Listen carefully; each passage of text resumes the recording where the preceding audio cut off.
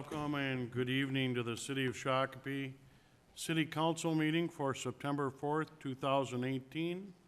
If we could please call the roll. Yes. Councilmember Luce. Here. Councilmember Lehman. Here. Mayor Mars. Here. Councilmember Whiting. Here. Councilmember Mokel. Here.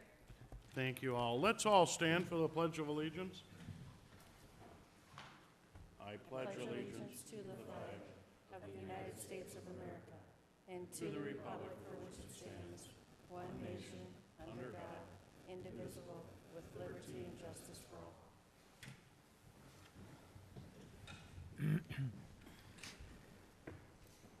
Thank you very much. Item number 3, approval of the agenda. Any changes, Mr. Reynolds? Mr. Mayor, we have 3 changes to the agenda. I would ask leave to have 3.1, which is a video presentation, be added to the agenda. I note for the record that for A1, the City Council minutes have been changed. You have a different copy on your on the dais. The change is in regards to Councilor Lehman's opinion of the use of the site of Old City Hall as a parking lot, and that has been changed to state the following. Councilor Lehman also noted that he wasn't convinced a parking lot wasn't a good use for the site. And then finally, we will be pulling 4B1 from the agenda and from the consent agenda as well. Okay. Couple of changes here. With that, Councilor Whiting. Make a motion to approve the modified agenda. Second. I have a motion and a second. Discussion? Discussion? Discussion, all in favor, say aye. Aye. Aye. Those opposed? Motion carries. Thank you very much. Item number 4, consent business. 3-1. 3-1. Oh, I apologize. 3.1, video. Mr. Reynolds? Thank you, Mr. Mayor. This is a video that we had produced internally as part of a Minnesota monthly contest to identify the best community in the state of Minnesota. So again, this was done internally, and Mr. Kursky is going to play it for us really quickly here.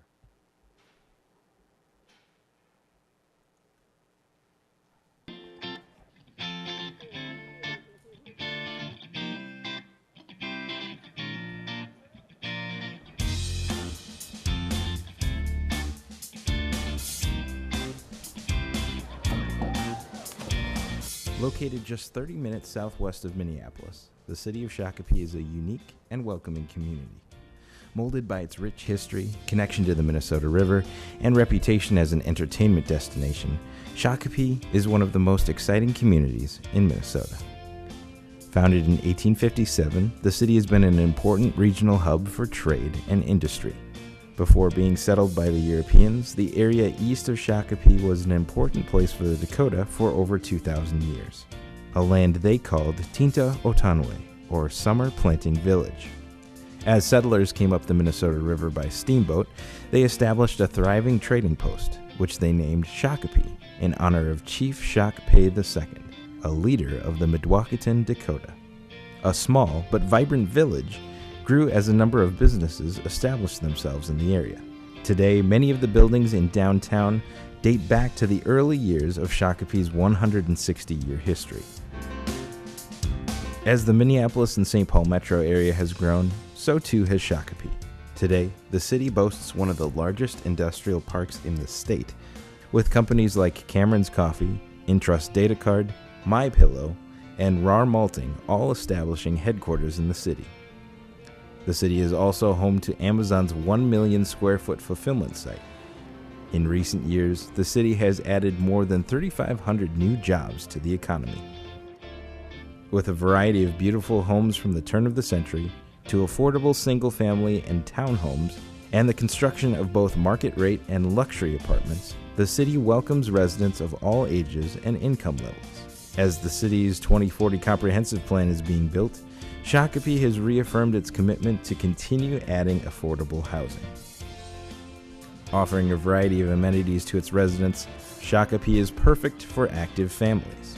The city's redesigned community center and ice arena opened in 2017 and offers classes, open fitness times, and much more. Shakopee's parks and trail systems give residents of all ages access to the natural beauty of the area. The Shakopee community is committed to improving the lives of those around them. Active organizations and citizens groups have spearheaded projects throughout the city, perhaps most notably the Fun for All Inclusive Playground. Shakopee's public schools are continuing to push students towards greatness. New initiatives from the district include the Academies of Shakopee program, which will give students an opportunity to connect and learn from business professionals in an area of interest of their choosing, such as health science, engineering and manufacturing, and more. Residents also enjoy robust retail centers, offering a variety of shopping and dining options. The historic downtown is a home to a number of unique shops and restaurants. Adding to residents' quality of life are top-notch specialty clinics and hospitals. Shakopee is also home to St. Francis Regional Medical Center, one of the top 100 hospitals in the nation. A part of the River South region, Shakopee is home to Valley Fair, a 75-ride amusement and water park, and Canterbury Park, the state's first horse racing track. But the fun doesn't stop there. Local organizations and businesses have partnered with the city to bring events like the popular Rhythm on the Rails concert series to downtown Shakopee. And the 2018 Minnesota Amateur Baseball Tournament chose Shakopee's Joe Schlepper Stadium as one of the host sites for the 95th annual event. As the community continues to mature and build out, the city of Shakopee is changing with the times, all while honoring the history of the region.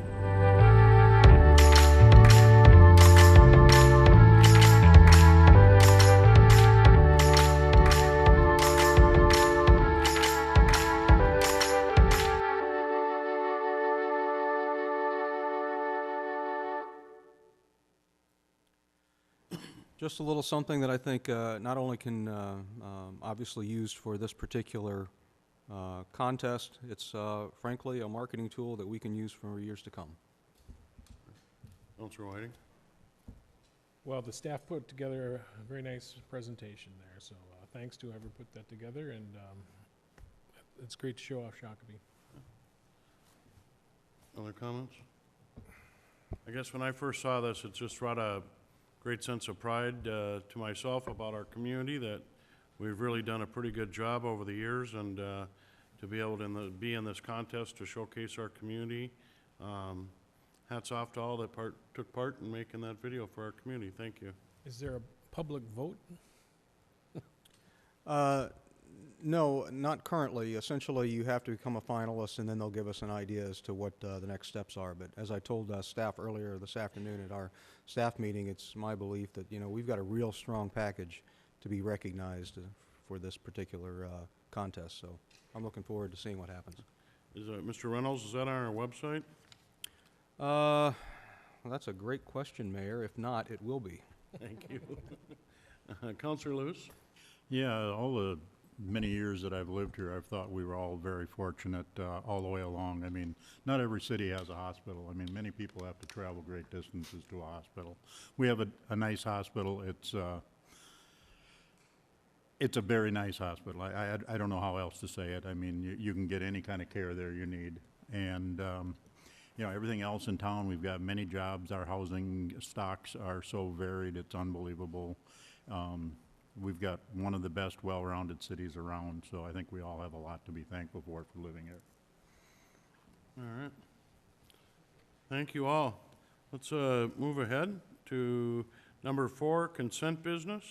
Any changes, additions, deletions, Mr. Reynolds? Only that 4A1 has been amended, as I previously stated, and that 4B1 has been taken off the consent and the regular agenda. Counselor Lehman? Remove 4B2.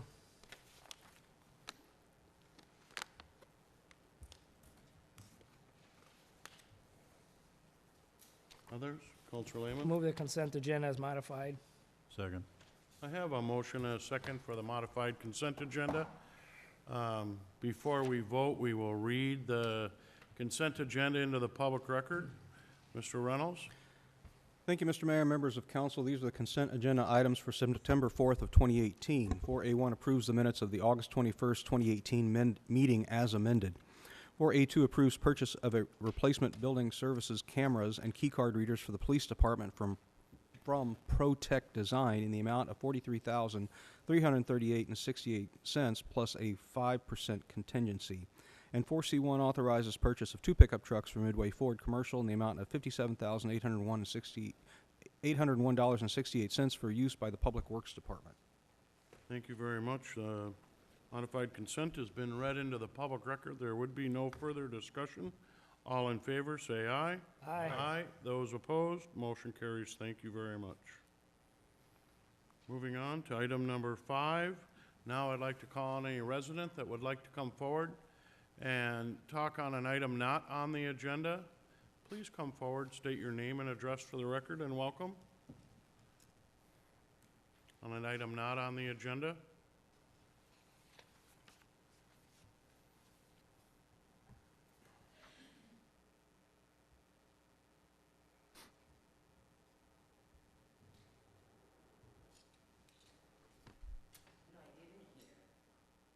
Welcome back. Hi, Mayor. Hi, council members. Well, of course, I want to Pull talk the mic about, down a little bit, Mary.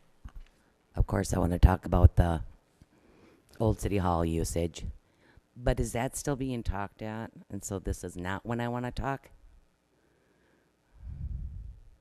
We said something that's not on the agenda, so that's why I Removed got from the confused. agenda. Huh? It got removed from the agenda. It did get removed, so then I can talk about it. It's not on the agenda. Do you want to make a comment? Oh, yes, I would. Okay. Mary Isaacson. Hello, council members and mayor. We've been really in hot discussions about this this whole thing. Of course, you know my stand is Shakopee needs more adequate parking. I took offense in one where I think it was Councilmember Lehman stated that we do not need to put a parking lot in for the bars downtown. Something along that line. My business as a bar owner is just as important as any other business down there. I have anywheres from 10 to 200 people in my business in one day. People come down. I pay employees. I pay for my liquor license from the city of Shakopee. I pay my property taxes. I pay over $20,000 a year in insurance. I make money and it all goes out. So I just want to cater, and I'm just one bar down there. But again, I feel it is just as important as any other business down there. So that is why, again, I want, a parking lot centrally located that will take care of all the businesses downtown. Not just mine. Again, going back and forth with the other business owners, the ones that are for the apartment, the ones that are against the apartment.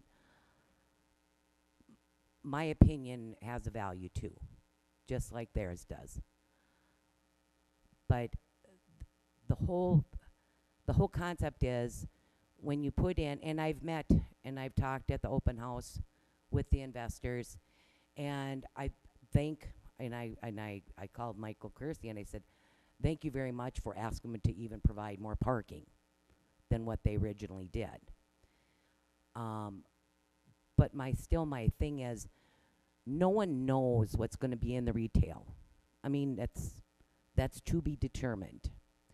If it is a restaurant, where are they supposed to park? Up on 3rd? In front of some people's houses? I mean, it drives me insane at my house when people park along my curb. I know I don't own it, but... And so you're opening yourself up for all that. Again, there is a parking lot on Fuller Street that has no use. I mean, there's 3 people in there, sometimes 4, For people that are being in downtown Shakopee, which to me is Lewis and Home Street. The bridge used to come right across on Home Street. that used to be the heart of getting into town. And we have two streets, diagonal and parallel. I mean, we don't have a lot of parking on that street to house our businesses. And someone says, well, the city made me put a parking lot in. I would love to. I can't. There's no room. I mean, I'm in a 100-some-year-old building right in the middle of the block. And I've redone them. You know, they look beautiful. Pride of ownership.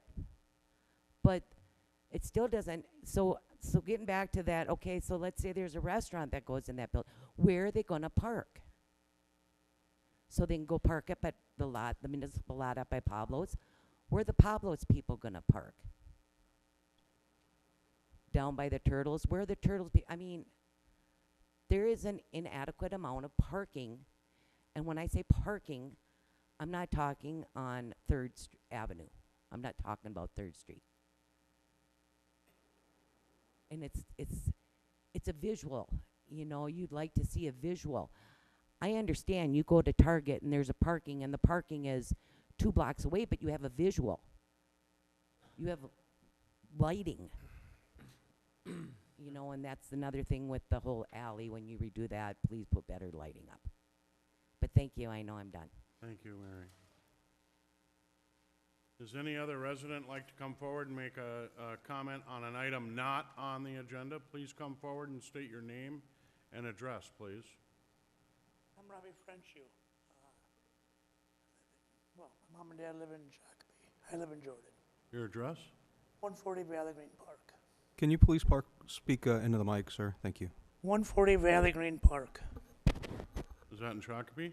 Nope, Jordan. Okay, do you have a speak on an item not on the agenda? Yep.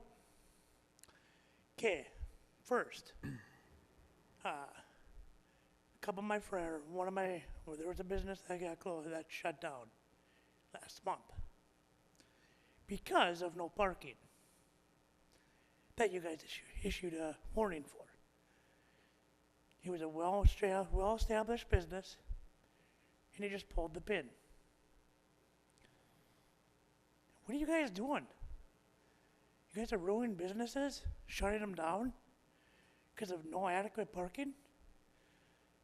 You know, and that business has been there for 100 years. The building has. So, you know, I don't get what you guys are doing. Why you guys are running a well-established service to provide the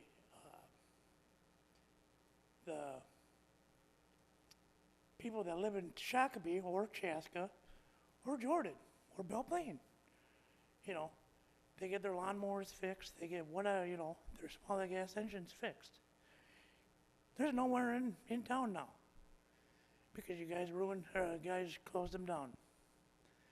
I hope you guys are happy about it.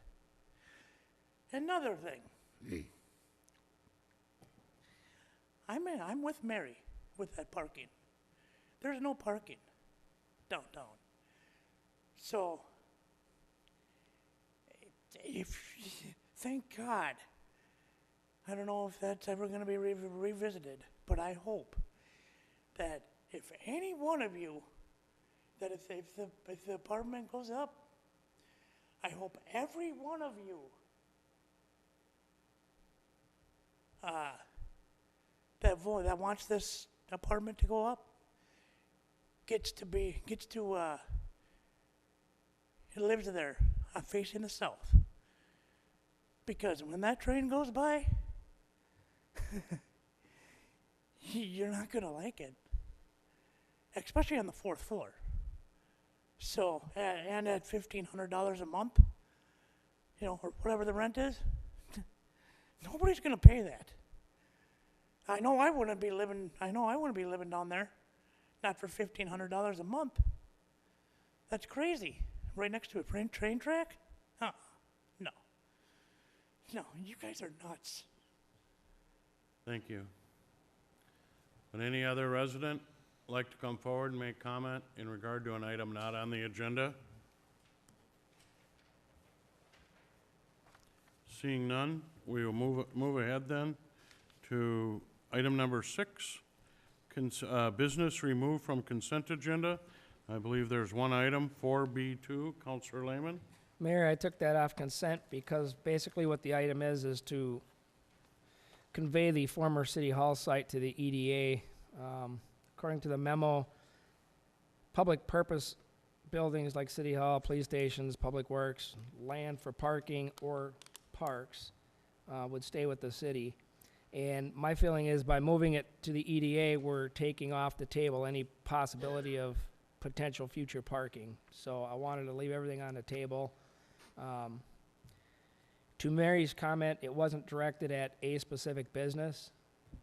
And after thinking about it in detail, the downtown businesses, a lot of them are the only ones in Shakopee that don't have on-site parking. Many of the other businesses are required to have on-site parking, and it's not the business's fault, it's the era of time that they were built. I think there is a lot of strategic gold in that site. I know we have our bike trail that we took grant dollars for that goes straight down Home Street, coming up Spencer, all the way down through the tunnel to the riverfront. And I'm actually thinking of a multi-different type of parking. Car parking, a bike lot with a kiosk showing the bike trails, place to lock them up, maybe grab a burger and a beverage, or get them fixed. So I'm just a little bit concerned by taking that completely off the table with this action. Okay. I don't think moving it to the EDA would necessarily preclude anything in the future. The EDA is the holding power for developable land, and yes, you know, we've had two opportunities at something downtown. Something could come up in the future, but certainly, I don't think this would prohibit it that. I do, so Huh? No? I took it off. Counselor Whiting? No, I agree with you. I think if it comes back to talk about the parking, and I know it's very rare you have an opportunity to create a parking lot, so I understand the concern there. I understand that there's a perception, because I know the EDAC did a study on parking and found over 500 parking spots that the city owns already. I know the zoning in that historic business district doesn't require parking for the businesses, so I understand that. And if we do come back to that discussion, I think the EDA would just transfer this back and move it in that direction. So with that, I would offer a resolution to transfer the former City Hall site to the Economic Development Authority. Second. I have a motion and a second. Further discussion. Counselor Lehman? Mayor, when I was thinking long-term about this location for future parking, I was looking back at the First Avenue 101 corridor reconstruction by Scott County, and I was looking at the projected numbers on a 101. These numbers are projected to be, you know, more than double in a short period of time, upward of 50-some thousand cars per day. I'm not including in my parking south of 101 private parking lots, private driveways, or any parking north of 101 because in a very short period of time, it's going to be hard to walk back and forth, short of going a few blocks over, finding the light, and then crossing. And it's going to be to the point to where it's just not convenient enough to make that a destination point. So. All right. Thank you. Counselor Whiting? You know, I agree with a lot of the traffic on 101. I understand that that's there. I also know we have a city parking lot that rarely has more than 3 cars. I think it has around 30 slots within 300 feet. You have to go through the nicely decorated tunnel, but it's about 300 paces from both of the downtown businesses that have been talking about parking. I know behind River City Center, I always found parking, even during the Rhythm on the Rails series, I parked behind River City Center every time. There was always a spot back there. So I understand your concerns. One of our goals was to make downtown a walking and biking kind of destination place, so that you not just go to where you want to go, but you stop and you walk around and you might shop at some other locations. We've been talking about trying to enhance downtown for, well, I say 20 years, but I know it's been a lot longer than that. The idea, we put a little bit of money enhancing some of the sidewalks and parking lots that we do have. I think we're still planning on doing some of the lighting down there. But the idea is to make downtown a viable destination, to get out, stop, shop, and maybe have a beer, maybe have dinner, do multiple things. And walking around the area is actually a good thing for business. We had over 5,000 people there on nights for Rhythm on the Rails. Everybody found a place to park that I saw, so I don't see this as a concern for parking. The study that the EDAC did showed that we have ample parking for most regular days. You know, people like to park right in front of their business, you know, or right in front. That's not necessarily always the truth. It's not necessarily a necessity, it's a convenience. So that's my point on this. Okay. Other comments? Discussion? Discussion? All in favor, say aye. Aye. Those opposed? Aye. Motion passes 3-2. Thank you very much. Now we will recess for the EDA Authority meeting.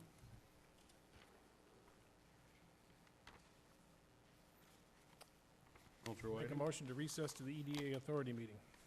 I have a motion and a second to recess to the EDA. Discussion, discussion, discussion. All in favor, say aye. Aye. Aye. Those opposed?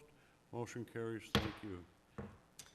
All yours, Mr. President. Thank you, sir. We all should have an agenda and packet in front of you for tonight's meeting. Would the secretary please note the roll? Staff questions for the agenda. On the agenda, we have a question for the agenda from, there he is. Item 4D, you have a sale of a property that was removed from the council agenda. Yes, Mr. President. Is that, The sale of the property was not removed No, from... the sale of the property was not moved. Okay. Just the land use. all right?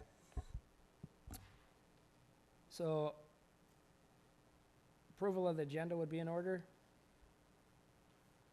Kathy? I'll make a motion to approve the agenda. Second. Mr. Lewis?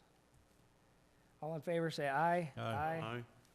Motion passes. Consent agenda, EDA minutes.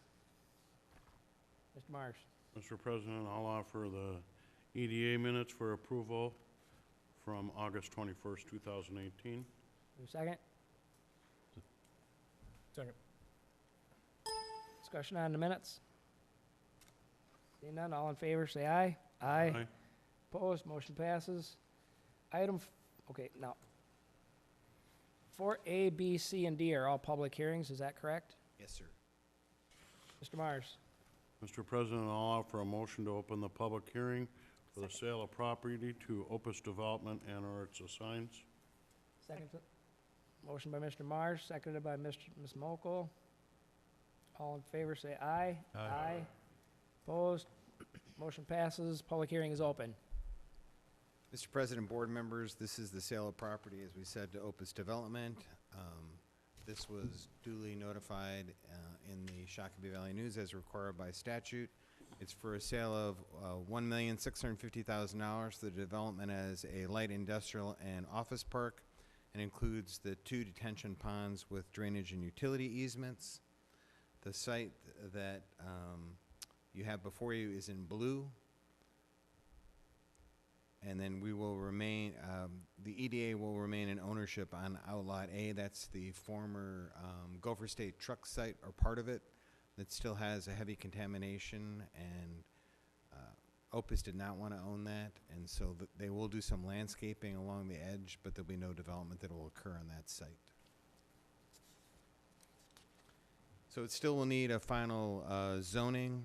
They're working right now on a couple of major tenants, and they plan on closing either by the end of this year or early next year.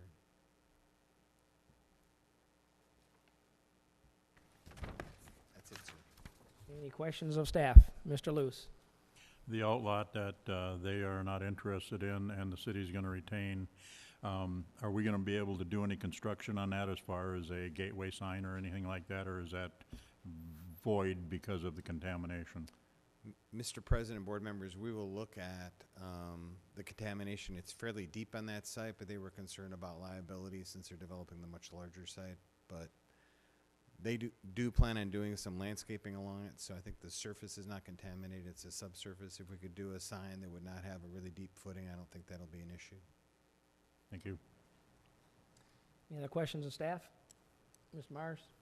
So with this sale, the expectation is to have, are we thinking 2 businesses on this lot? Mr. President, board members, their concept plan that I think you all looked at a couple of months ago is 2 large buildings totaling about 160, 170,000 square feet. There could be multiple tenants. They are proposing right now to a single tenant that would all be office use with about 400 cars of parking, so they're working on a new site plan for that. It's unusual to be able to get a site that's kind of basically pad ready, so there are some tenants in the marketplace right now looking, and so they're pitching this site pretty hard to them. So it could be 2 buildings with 4 or 5 tenants in each. It could be 2 buildings with just 1 tenant. Any other questions of staff? Mr. Luce? When the city took this, or got this property back from the state, what was the sale price that we paid for the whole Mr. acreage? President and board members, just over $900,000. Okay. And how much have we put into that to date? We have about, I'm looking to the city engineer, 0.5. about $750,000, I think, is what we have a total for the detention basins and this contribution towards the road. We just did the road, and the road cost was about $2 million. Yeah, and the EDA contributed $500,000 to that. And if you remember, there were 2 large detention basins back here. One of them's where all those trees were that was former subdivision. When they started to build that detention basin, there was a change order that y'all approved a couple of meetings ago where they ended up, the state had left all the foundations in place and they had to be super excavated out. And so that's been accomplished. Any other questions of staff? Opening it up to the public. Anybody in the audience that would like to come forward and speak on this matter? Anybody in the public that would like to speak on this matter?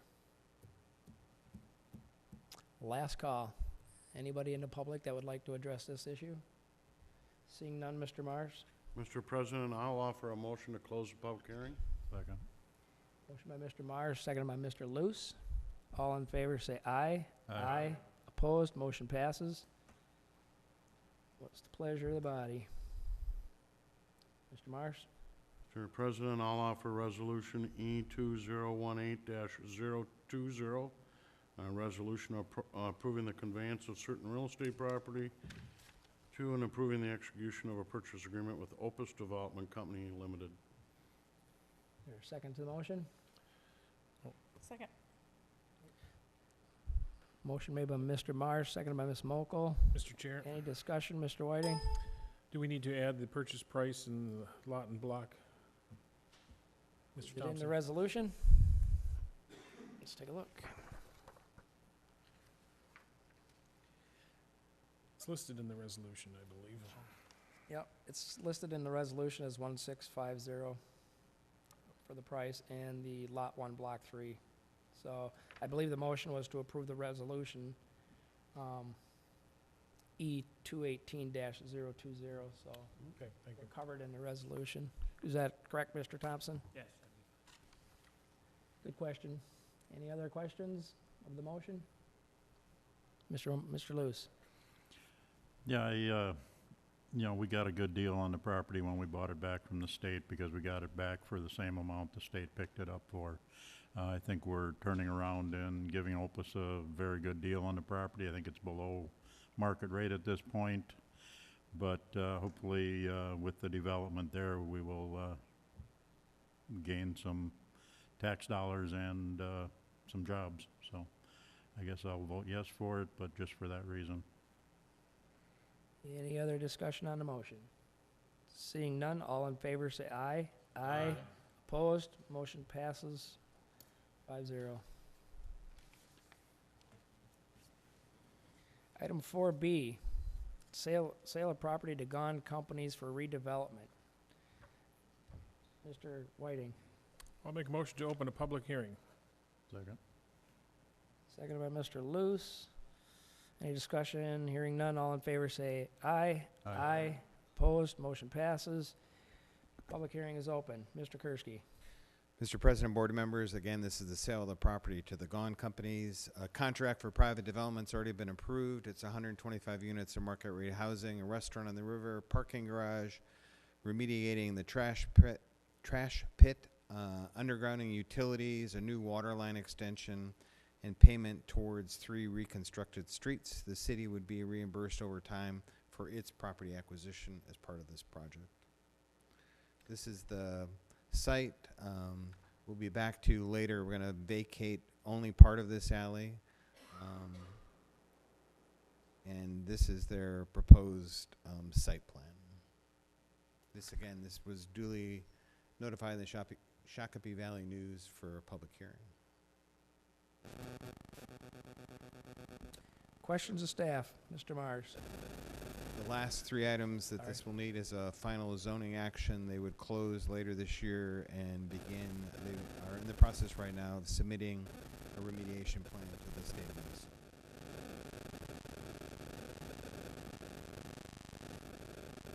Mr. Mars, go ahead. I think staff's worked long and hard on this property. Redevelopment is never easy, a lot involved here, but I think we're gonna have a development that we can all continue to take pride in our community. I think I asked this question of the developer previously, the value of that building is about $24 million, is that correct? Mr. President, board members, that's correct. Any other questions of staff? Mr. Luce? Can you put that map back up again? There you go. There was some talk in a discussion I had with you last week about another house being acquired here. Okay, that's one I thought it was. Now, is that planned for future development, or what are we? Mr. President, board members, this individual's approached the city to discuss potentially moving. She actually would like to move into this project and dispose of her house, but in order for that to work, we'd actually have to acquire these other 2 properties. Gone has talked about then they would extend their project across and around on this site, but that's not currently in the plans. I think the Gone Company's plan is to get this built, get it rented up, and look at the future down the road of what can happen over here. Question I have is, the resolution is approval of the sale, but it doesn't say what the sale price might be. Mr. President, board members, they are reimbursing the city out of the TIF the $750,000 that we paid for the property. So there's a separate agreement that you all have approved, which was a private agreement for development that basically spelled out how all the money would be split over the next 25 years. So $750 was for the actual purchase price of the properties. Demolition cost and cleanup cost. The demolition cost is on them, Mr. President.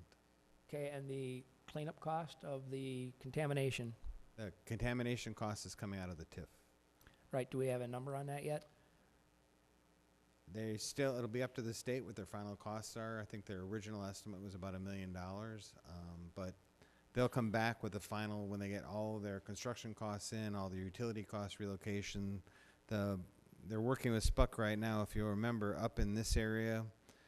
Along the river bluff is a power line that's been there, I think, longer than Spuck's been around. Their plan right now is to put that in a concrete conduit in the street here. And so all of the utility lines, both cable, telephone, and power would all go underground.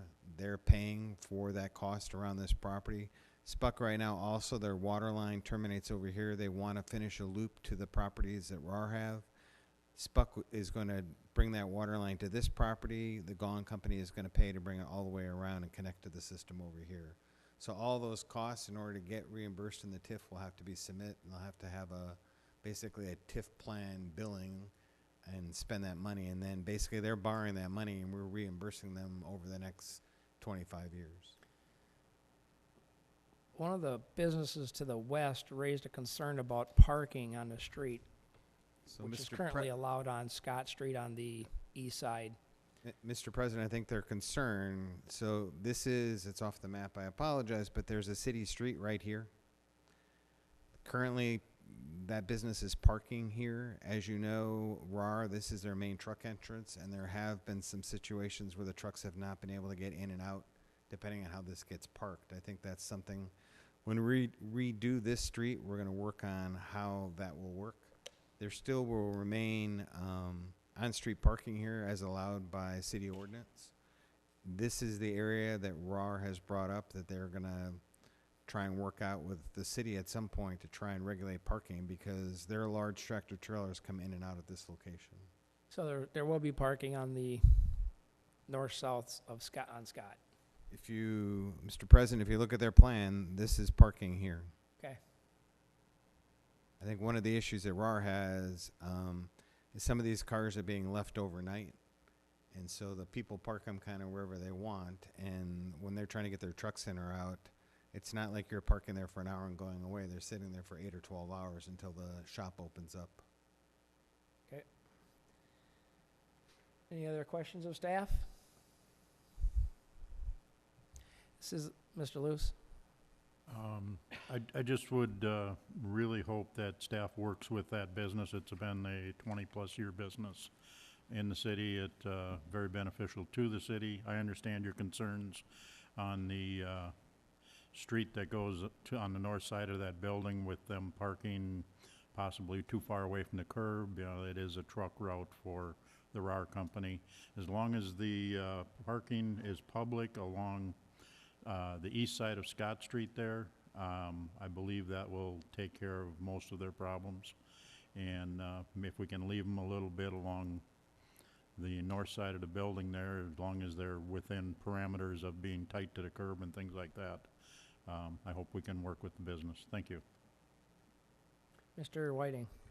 In regards to that business you're speaking of, I believe RAR kind of built that extra parking for them. That's on their property. Either out of the city gave that spot to them, this extended parking. So, Mr. President and board members, this is a city street up until about over here somewhere. So Yep. this is actually all city property. in when we here. built that, that was an addition to accommodate that business. The parking on that side? Parking on that, we'll call it an alley.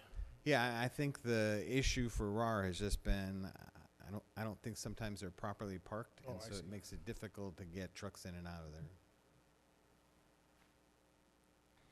Any other questions of staff? This is a public hearing. Anybody in the audience that would like to come forward and speak on this matter, please do so. Don't all jump up at once. Anybody that would like to speak on this matter, please come up to the podium. Last opportunity. Sensing none, Mr. Mars. Mr. President, I'll offer a motion to close the public hearing. Second. Motion to close by Mr. Mars. I think I saw Ms. Mokel's arm up there quick. Yep. All in favor of the motion, say aye. Aye. Opposed? Motion passes. Mr. Mars?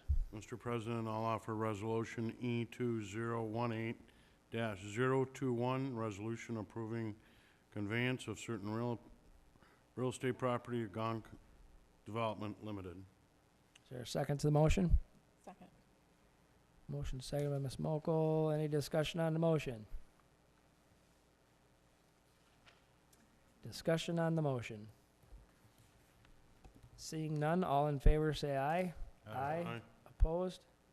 Motion passes 5-0. Item 4C, public hearing. A motion to open a public hearing would be in order. Mr. Whiting, Make a motion to open a public hearing. Second. seconded by Mrs. Mokel. All in favor of the motion, say aye. Aye. Opposed? Motion passes. Mr. Kursky. Mr. President, board members, this, you talked about, I think, 6 or 7 months ago. This is the sale of property to Trident Development. $600,000 for the development of an apartment complex. This is the proposed site on the new Lincoln Street, right here, adjacent to the mall and across from the rehab center. They're working on a building layout and a site layout, potentially closing the end of the year, early next year. Just to update you on the rest of the site, the rehab site has been sold and closed on, and they're under construction. The Doggy Doo site is currently under contract. They're finalizing their construction numbers so they can close. So with this transaction, all of the property out there will have been put into contract or sold. Refresh my memory. What were we doing with a small park in the area? I couldn't hear you. What were we going to do with, wasn't there discussion of a park in this area somewhere?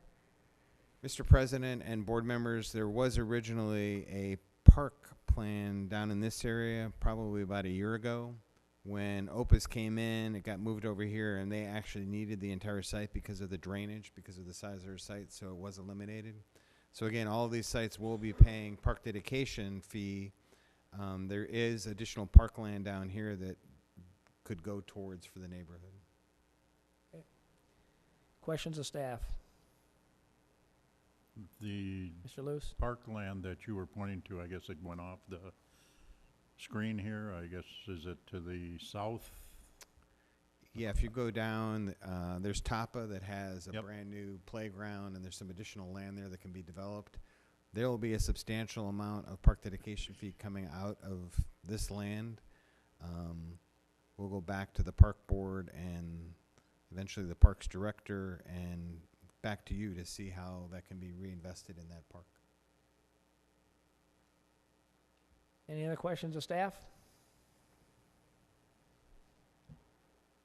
Seeing none, this is a public hearing. If there's anybody in the audience that would like to come forward and speak on this matter, please do so.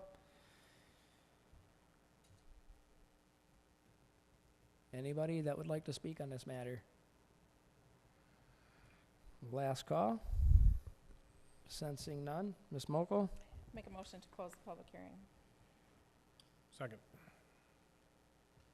Motion by Ms. Mokel, seconded by Mr. Whiting to close the public hearing. All in favor say aye. Aye. Opposed? Motion passes unanimously. Ms. Mokel?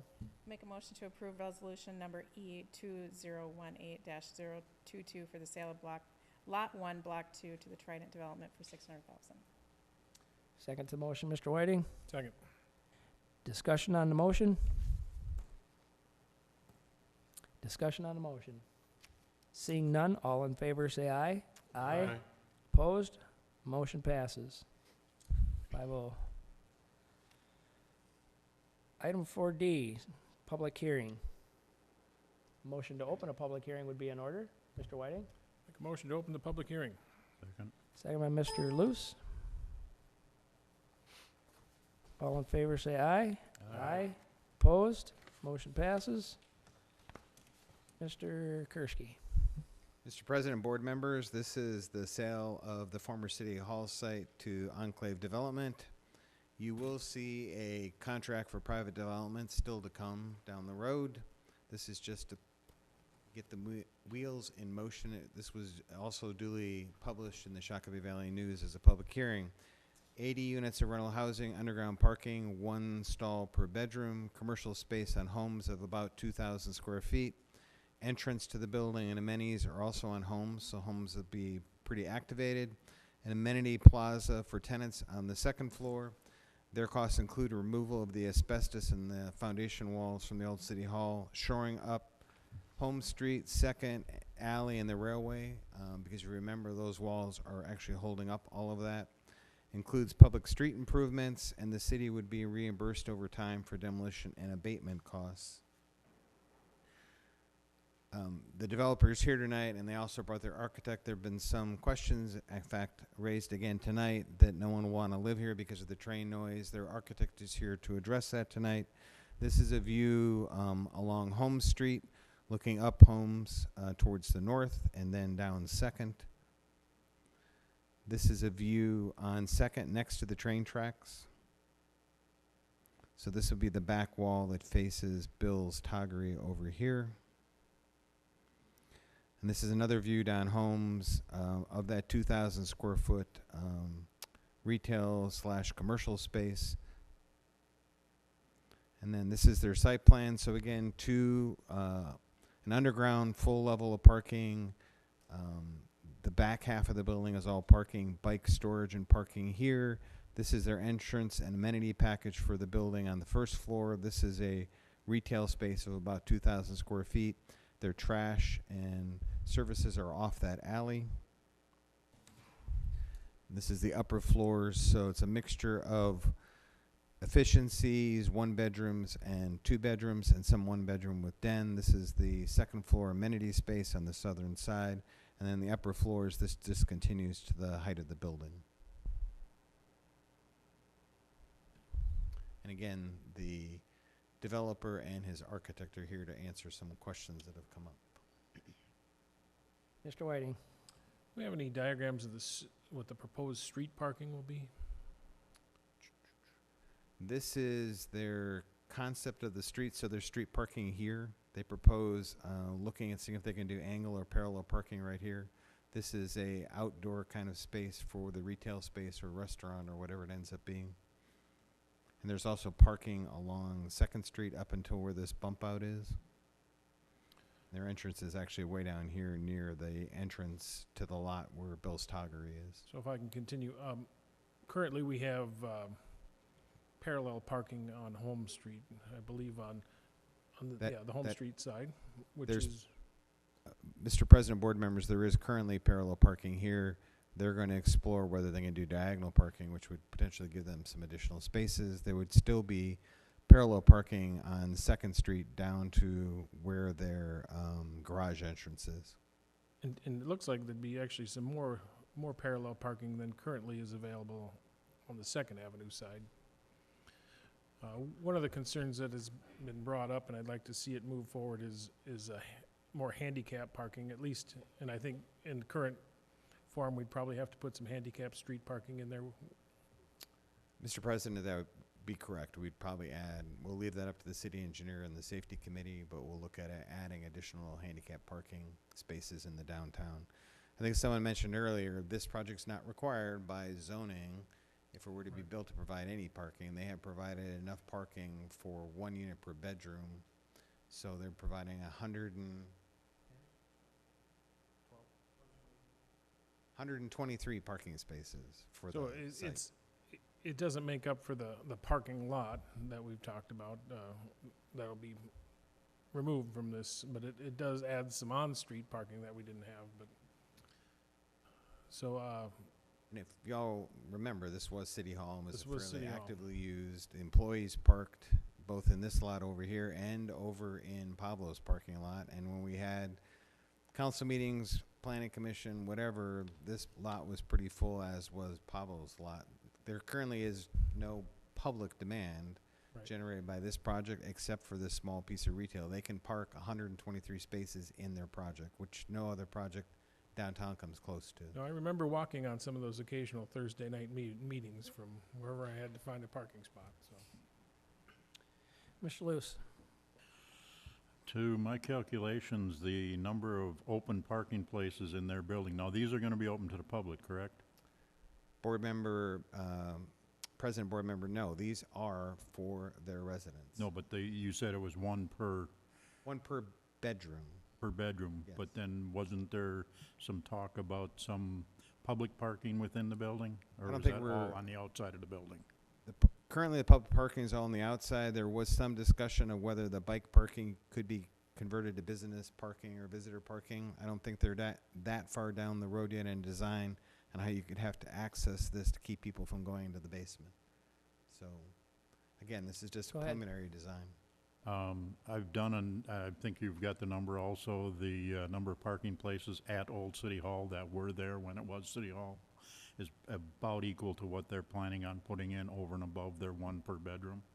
There's about 40 spaces. I believe there's 37 there now.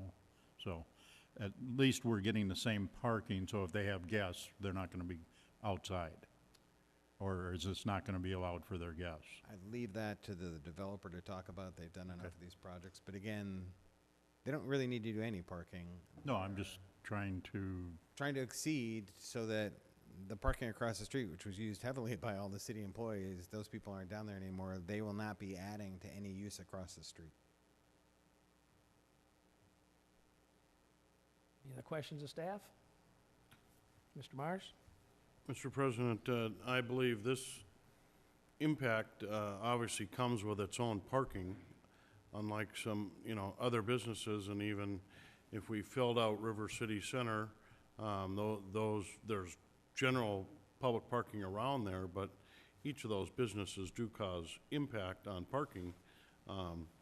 This idea carries their own parking. I do have a question on the rezoning. If we'd sell this to Enclave and then the zoning still needs to be resolved, is that correct? Mr. President, board members, again, it's properly zoned at B3 today. It's a land use issue, and we will be back to you on that later. But I think they've spent a lot of time on this. They would like to be able to see if they can get that resolved. And if it is, we would bring back that, if I can get to it, contract for private development.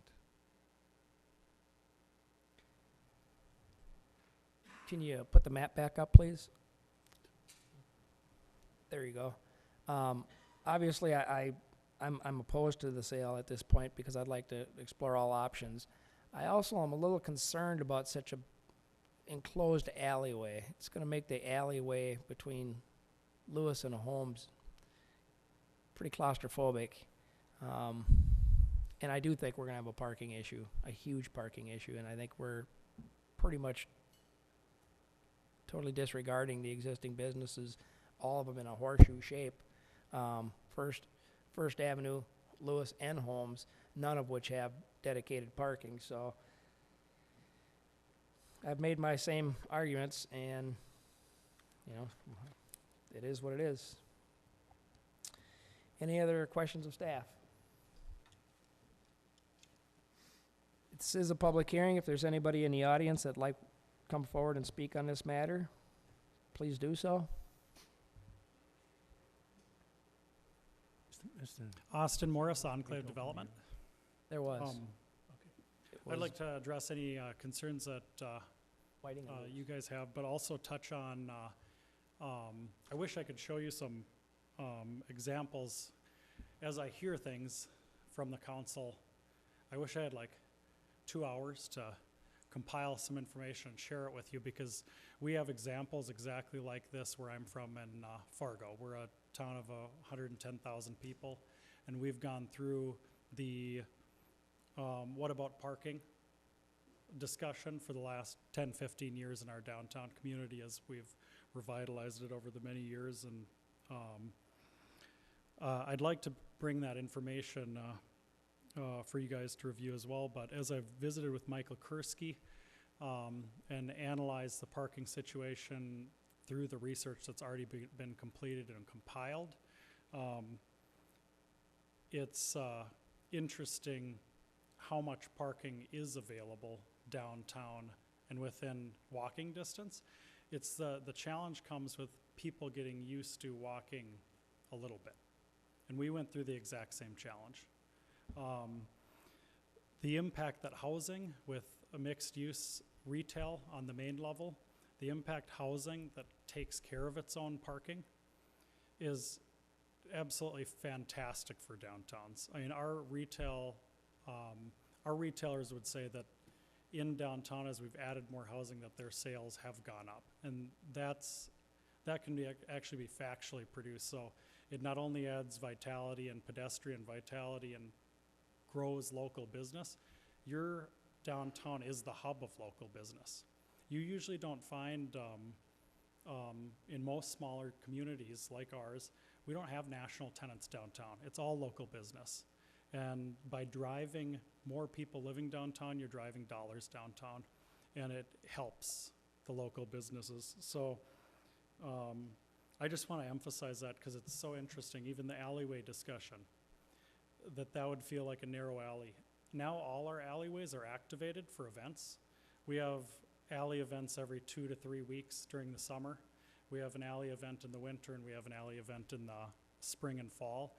And it's, even I thought 2-3 years ago, well, that's crazy. Why would you activate the alley? That's where you put the trash. That's where you have the service vehicles go to serve the businesses. That's where the semi-traffic goes. It was absolutely fantastic to see what activating the alleys does, and how those can be activated in a way to add more events-based traffic downtown and continue to grow those sales. So I just wanted to share some of that. We've gone through in our community where we've replaced lots with housing and similar concerns. We had the exact same concerns. I even had concerns. And what's interesting is as you get housing that takes care of itself from a parking standpoint, and as you add more retail, you'd be surprised at how little the impact is on your downtown community from a distance perspective. The businesses are full. I mean, we have bars, restaurants, retailers that report much higher sales than 5-10 years ago, and we've probably gotten rid of parking. So it's just, it's hard to see in the future, but I just want to emphasize that because it's pretty fantastic what a downtown can do in a relatively short period of time with projects like this, projects like Gon's project. So, and there's even been studies on dead zones, lots that are vacant like this one. People don't like walking by them. They feel unsafe, even if there isn't a safety concern. People actually cross the street to walk along the pedestrian corridor where there are retail businesses and storefronts. They actually change directions, and that's been studied and proven because people like walking by something that feels comfortable and that they feel like there's eyes on them. These dead zones, they're no good for downtowns. So I would just emphasize that any opportunity where you can change these and revitalize them and take care of your parking, it's fantastic in my book. So any questions you guys have about railroad traffic or anything else, I'd be happy to answer. Mr. Whiting. Best. And that was exactly my question. I live on 3rd Street, so it's a little bit away from the tracks, and I've lived there for 20 years, and I don't hear the train. My house was built in the 1895. Can you or your engineer talk about what you're going to do to keep the train noise from the tenants? Yeah, I'd be happy to. David Stahl's here, so we've done a lot of projects near the train, never this close. So I asked when that discussion came up last time for him to come because he's done a ton of projects like this near train tracks. So take it over. Thank you. Mayor, Councilman, I'm David Stahl. I'm with Cunningham Group Architecture, and I was invited down to discuss this topic. And I thought of a few examples here in town that hopefully you'd recognize, but the concern is valid. You don't want, Enclave does not want a building that's loud and hard to rent. So that is in their highest concerns as well.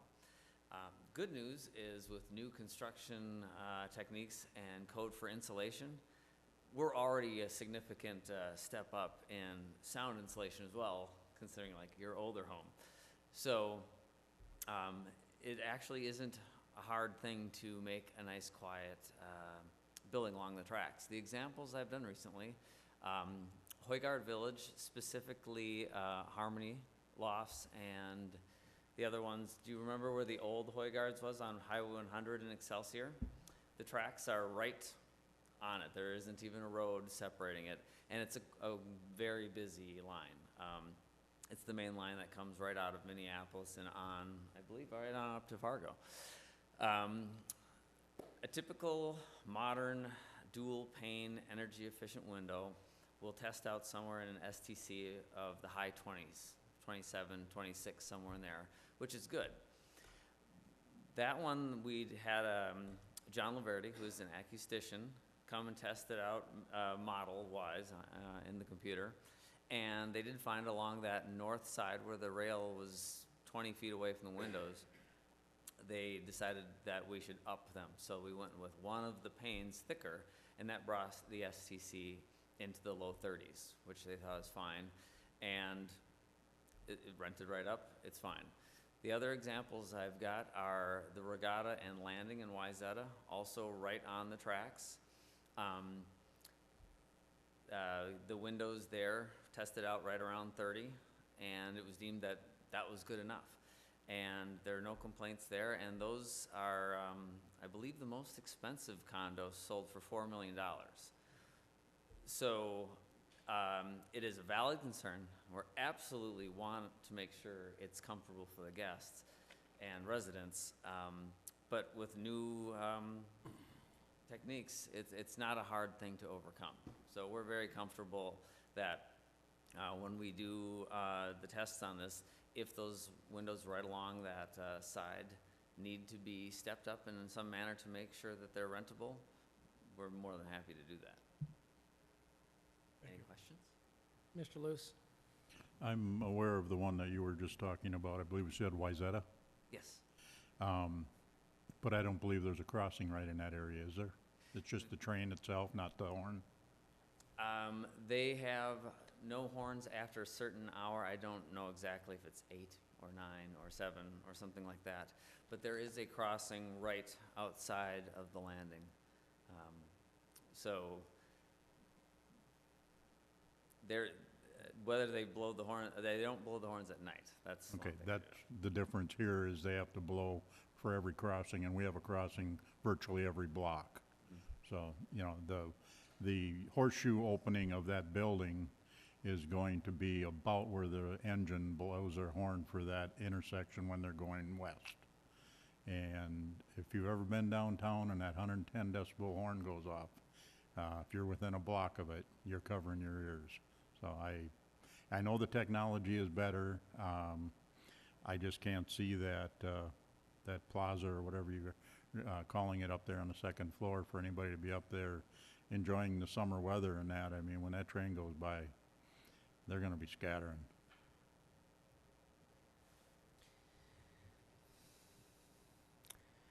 Any other questions? This is a public hearing. If there's anybody else that would like to speak on this matter, please come forward.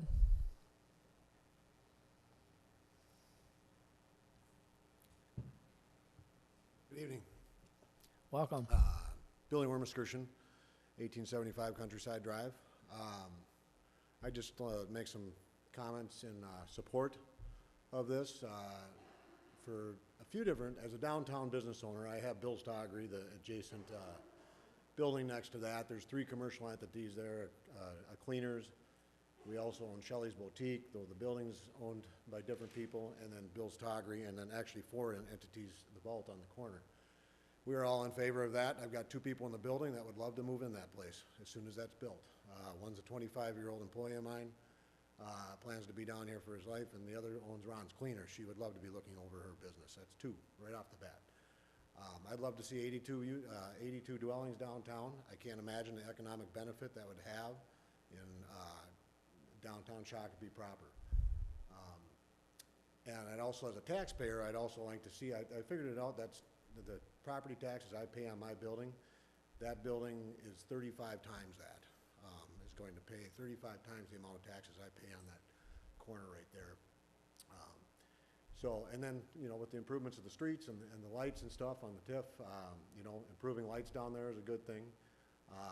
But I'd also like to speak from what they were sharing, which I appreciated, was the experience I've had downtown with the different people walking around. I've sat through the recession down there wondering if I was ever going to sell clothes for the rest of my life. What was I going to do with that building? What I find today, every single day in my business, I've never had this, People are walking by my front door. People are walking by my front door to go to other businesses in downtown because they have to park a block or two away. I have people coming in from Egan, from Burnsville, that were here for a wedding, that were here at the Brew Hall, that came back to buy a shirt on Monday or Tuesday. Now, not only do they come back and buy a shirt from me, but if they get gas, if they got to get food, they are driving back down to downtown Shakopee because they walked by my building, because they didn't park in front of where they wanted to go. I think downtowns are measured on the amount of foot traffic we have around downtown. And the last thing I'll finish up with is Shelley's Boutique. We had recently opened a few years ago. She went in there, and Shelley is my partner at Bill's Toggery, and she says, I have no parking. I have no parking. Every happy hour, every night, people park right in front of my building. Nobody can park and shop in my shop. About a few months into it, Turtles had a wedding there. A lady from Chicago walked by, had never been in town before, walks in her door, drops $500 before she goes in the wedding. She goes, I don't have a parking problem anymore. I'm just fine with the way things are, and I like where they're going. So I can just tell you from experience, I have people coming in all the time, coming to downtown Shakopee, wondering what's happened down here. They like what they're seeing. So I just wanted to express my support from that and give some experience on what I see downtown. And I thank you for your time. Thank you, sir. This is a public hearing. Is there anybody else that would like to address this body on this matter? Welcome. Hello, Mary Isaacson, Babe's Place, council members, mayor. I just have a couple questions, and maybe someone can answer them. One is, you know, again, I like the project. I mean, I just didn't like where they were going to put it. Otherwise, I like the whole concept. Along the trains, they are loud. I'm down at the bar, midnight, 1 o'clock. The train stops. They're loading up. The whistle goes. The ding, ding, ding, ding, ding, you know. So, now maybe Shakopee would put their money where their mouth is and address by putting in the arms. Now, I'm by my calculations, you got $300,000 in taxes you're going to get yearly, or whatever it is. Can we put that money towards the train and get rid of the noise completely? That was one thing. Like I said, the trains are very loud. They are. Another one with the alley, and they had this question. It's blocked. Yeah, the semis do come down that alley. They're delivering all the goods. And the alley activities, and people drive down the alley. I mean, is this alley still going to be functional, right? It's still going to remain a public alley? Is that my understanding? It is going to remain a public alley that people can still drive down, and the beer trucks are coming. That was the other thing. And then, Billy, I just wanted to address what you said. People are coming downtown, and they have been, and we've gotten a new rebirth. But, and nothing against investors, but we didn't need an apartment unit to have that happen. They found us. We have rhythm on the rails. We're cleaning up the downtown. It's looking really sharp down there. And people are coming in because we're giving them what they want. You know, and so that's, again, nothing. I like that. I do like that apartment building. I just didn't want it right there. Thank you. Thank you. I'm going to address the quiet zone issue briefly, since it was raised. There's a group called the FRA that's like one notch above Congress that makes the safety rules and requirements. I say they're one above Congress because they're almost untouchable by anybody. It's not just a matter of the dollars that are involved. They come up with this criteria and this check sheet of what kind of improvements would have to be made to meet a certain amount of safety requirements. And that could be anything from fencing on the rail line to quadrant gates to crossing arm gates for the pedestrian crossings to just a whole gamut of different things. And in the end of the day, even if you were successful to get that all worked out and have the money lined up for it, they still reserve the right to blow their whistle whenever they deem necessary. So you've gained nothing, really. It's at their discretion. And the city takes all liability for any accidents moving forward, even though we did what they said was needed to be safer. So it's kind of a hard, difficult issue, and the city is still trying to work through it. I think there's a speed issue too. Well, and there is a speed issue. Mr. Lewis, you had your hand up first. I think Ms. Isaacson said something about getting rid of the train. Not gonna happen. It's a main line. That train is here forever. I may have misunderstood you. You're trying to get rid of the train noise. Yes, that's a possibility, but very doubtful. The 300,000 that you're talking about in taxes, we will not see that for 26 years because that will be going to pay off the TIF. So it'll be that long before the city and the county and the school recognizes any dollars out of this. Mr. Whiting. I would disagree with that 26-year comment. I think the amount of money we're putting into the infrastructure, the amount of tax base and the property value will change. That's the life that TIF can possibly be. Paying that off early is in my mind, it's going to happen. So it might be 20 years. Might be 7. Any other questions, Ms. Smoko? You also have the increase in property values around the property as well. And let's not forget that property is not paying taxes at all right now. So we would have that tax still coming to the city. Mr. Mars. Are we still in the public hearing? We are. I was going to ask for public participation one more time. Did you have a question? No. This is a public hearing. If there's anybody in the audience that would like to address us on this matter, please do so.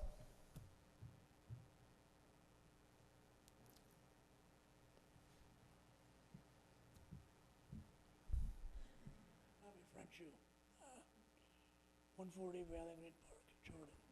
Sir, again, can you please speak into the mic? Thank you. Robbie Frenchu, Jordan, 140 Valley Green Park. Sorry about the earlier. The trash, it's in the alleyway, okay? How is it looks like to me on the map that the trash is in the alleyway. It's like a, I don't know what kind of the container it is, but if it's a drive-in container with a big truck, how is one gonna be moving that container if it's not on wheels? 2, there's a retail and whatever else in here. Is there gonna be any restaurants in there? If so, there should be parking for the restaurant, for the customers at the restaurant. There isn't, that I see. I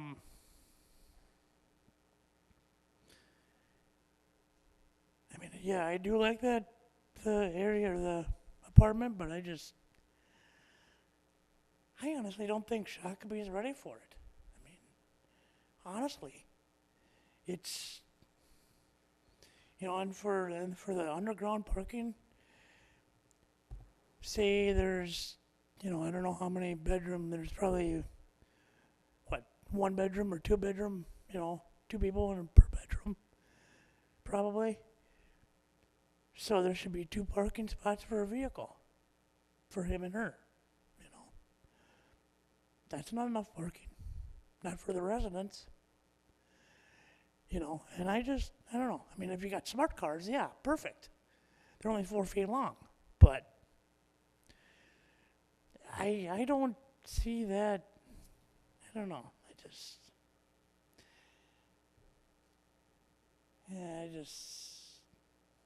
I don't think Shakopee's ready. Not for that. That's my piece. Thanks. Thank you. Anybody else in the audience that would like to address us on this matter? Anybody in the audience? Last call. Mr. Luce? I'd like to make a motion to close the public hearing. Motion to close the public hearing. Is there a second to the motion? Mr. President, I'll second.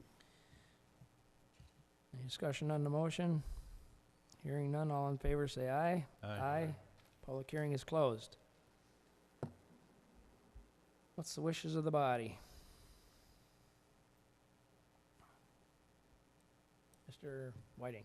Make a motion to approve resolution number 2018-023, approving conveyance of certain real property to Enclave Development LLC, where it's assigns for the redevelopment of the former City Hall site. Motion by Mr. Whiting, seconded by Mr. Mars. Discussion. Let me do this. 1 second, let me get my notes here. Mr. Luce.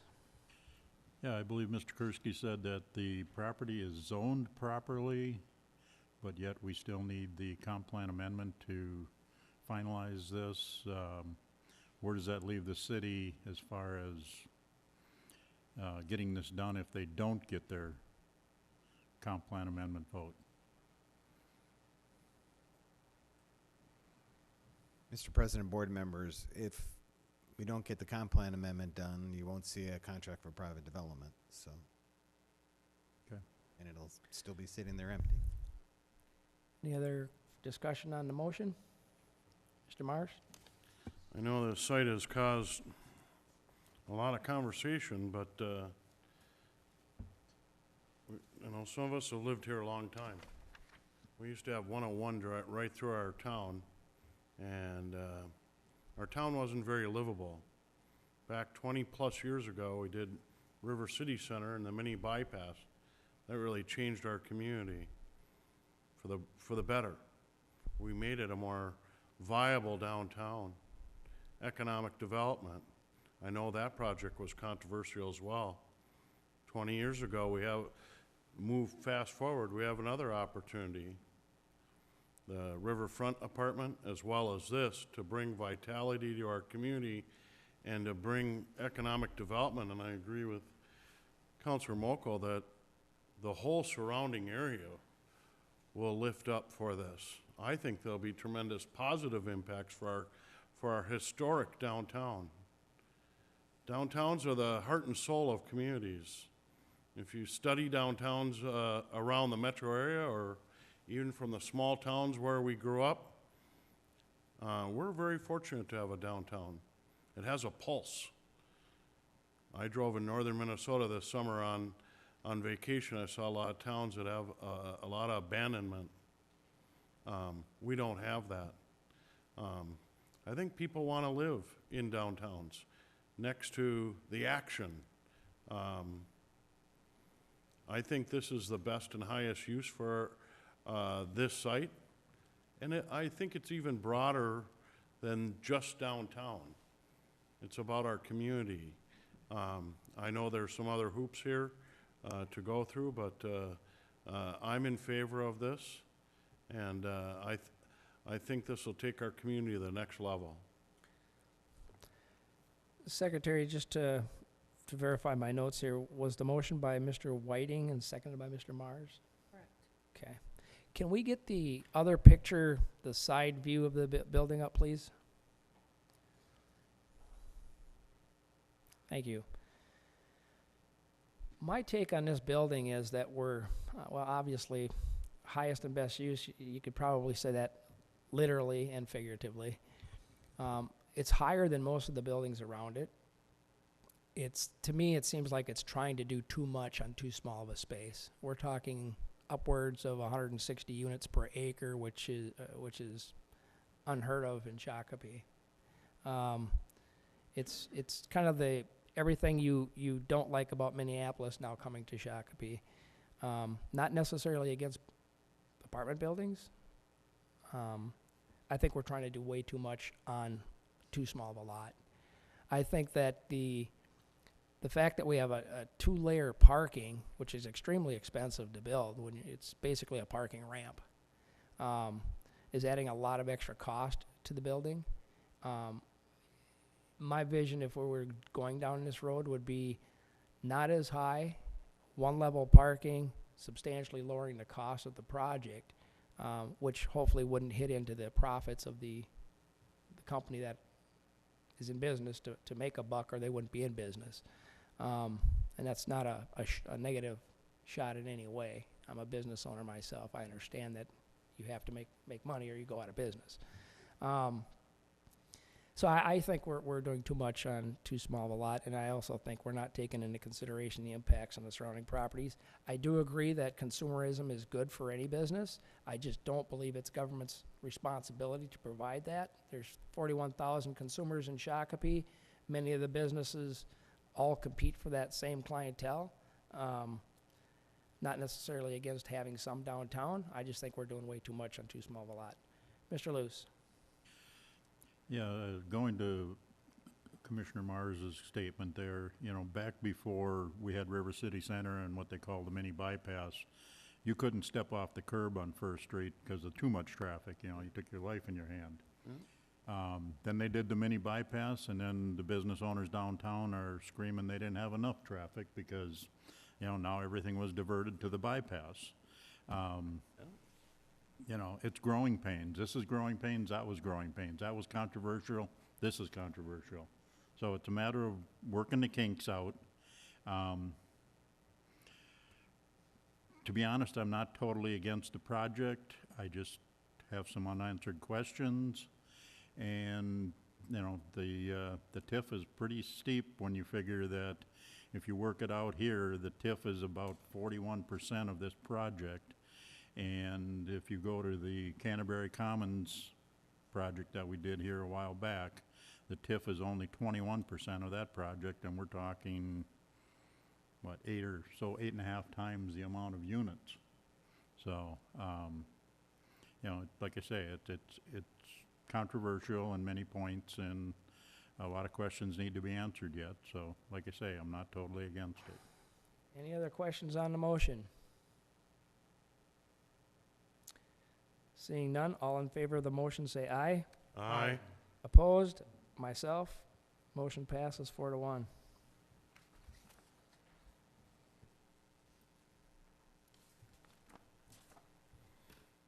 Item number 4E, is that a public hearing? No. Okay. Item number 4E, amend interfund loan in connection with Tax Increment Financing District Number 18 Canterbury Commons Development Project. Mr. President, Sir. Commissioners, I have that one. I don't have any presentation for you tonight, but this is basically just a house cleaning item. It amends the original resolution that the EDA passed back in January, authorizing the interfund loan for the Canterbury Commons project area until that could be repaid with TIF funding. Since that time, we've had our contract for redevelopment come forward in August.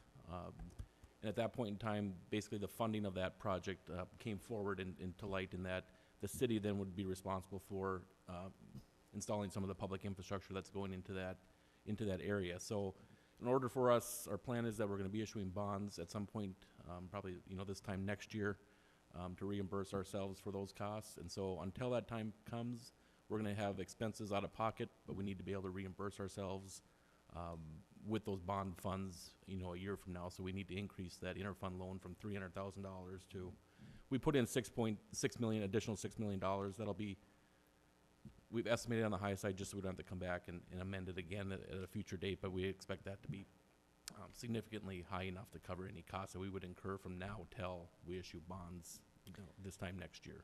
So this is a capital improvement fund, and what's the current balance in that fund? I don't know offhand what the balance is at this point, but. Well, if you're going to give yourself a $6 million loan, you should probably make sure there's no And money actually, in there it'll be to a do that. short term. It'll be, probably be 6 months by the time all said and done. So it's all within one calendar year. And so basically, it'll be within either the capital improvement fund or the city's general fund or whatever fund that we need to borrow funds at that point in time. But it'll get repaid with bond when we issue the bond proceeds. And will it get repaid with interest? Yes. Questions of staff? That was my question, we're gonna get all this repaid. Yeah, and it's From really a the TIF. short term. It's 12 months at the longest is really what we're looking for at this point. Okay. there was a line in the resolution that basically says, we're only paying this back from TIF, and that we don't have an obligation to repay it.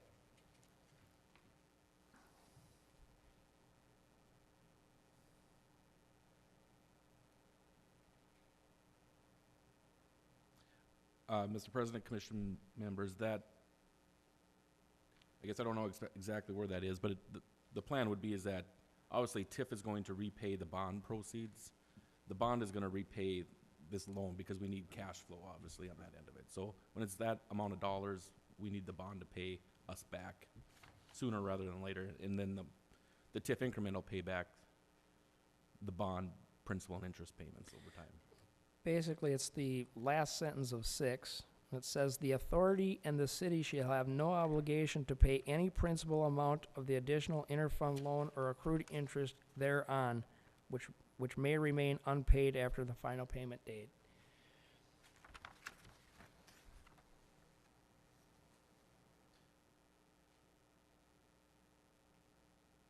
I think if you look at the sentence prior to that, it talks about additional interfund loan or other costs incident here to accept, or that they will be paid out of tax increment. So, I mean, that's the plan, is that it's the bond will be paying the city or the EDA back those substantial dollar amounts, because we can't cash flow that for a time frame, and then the increment will pay back the bond proceeds or the bond payments.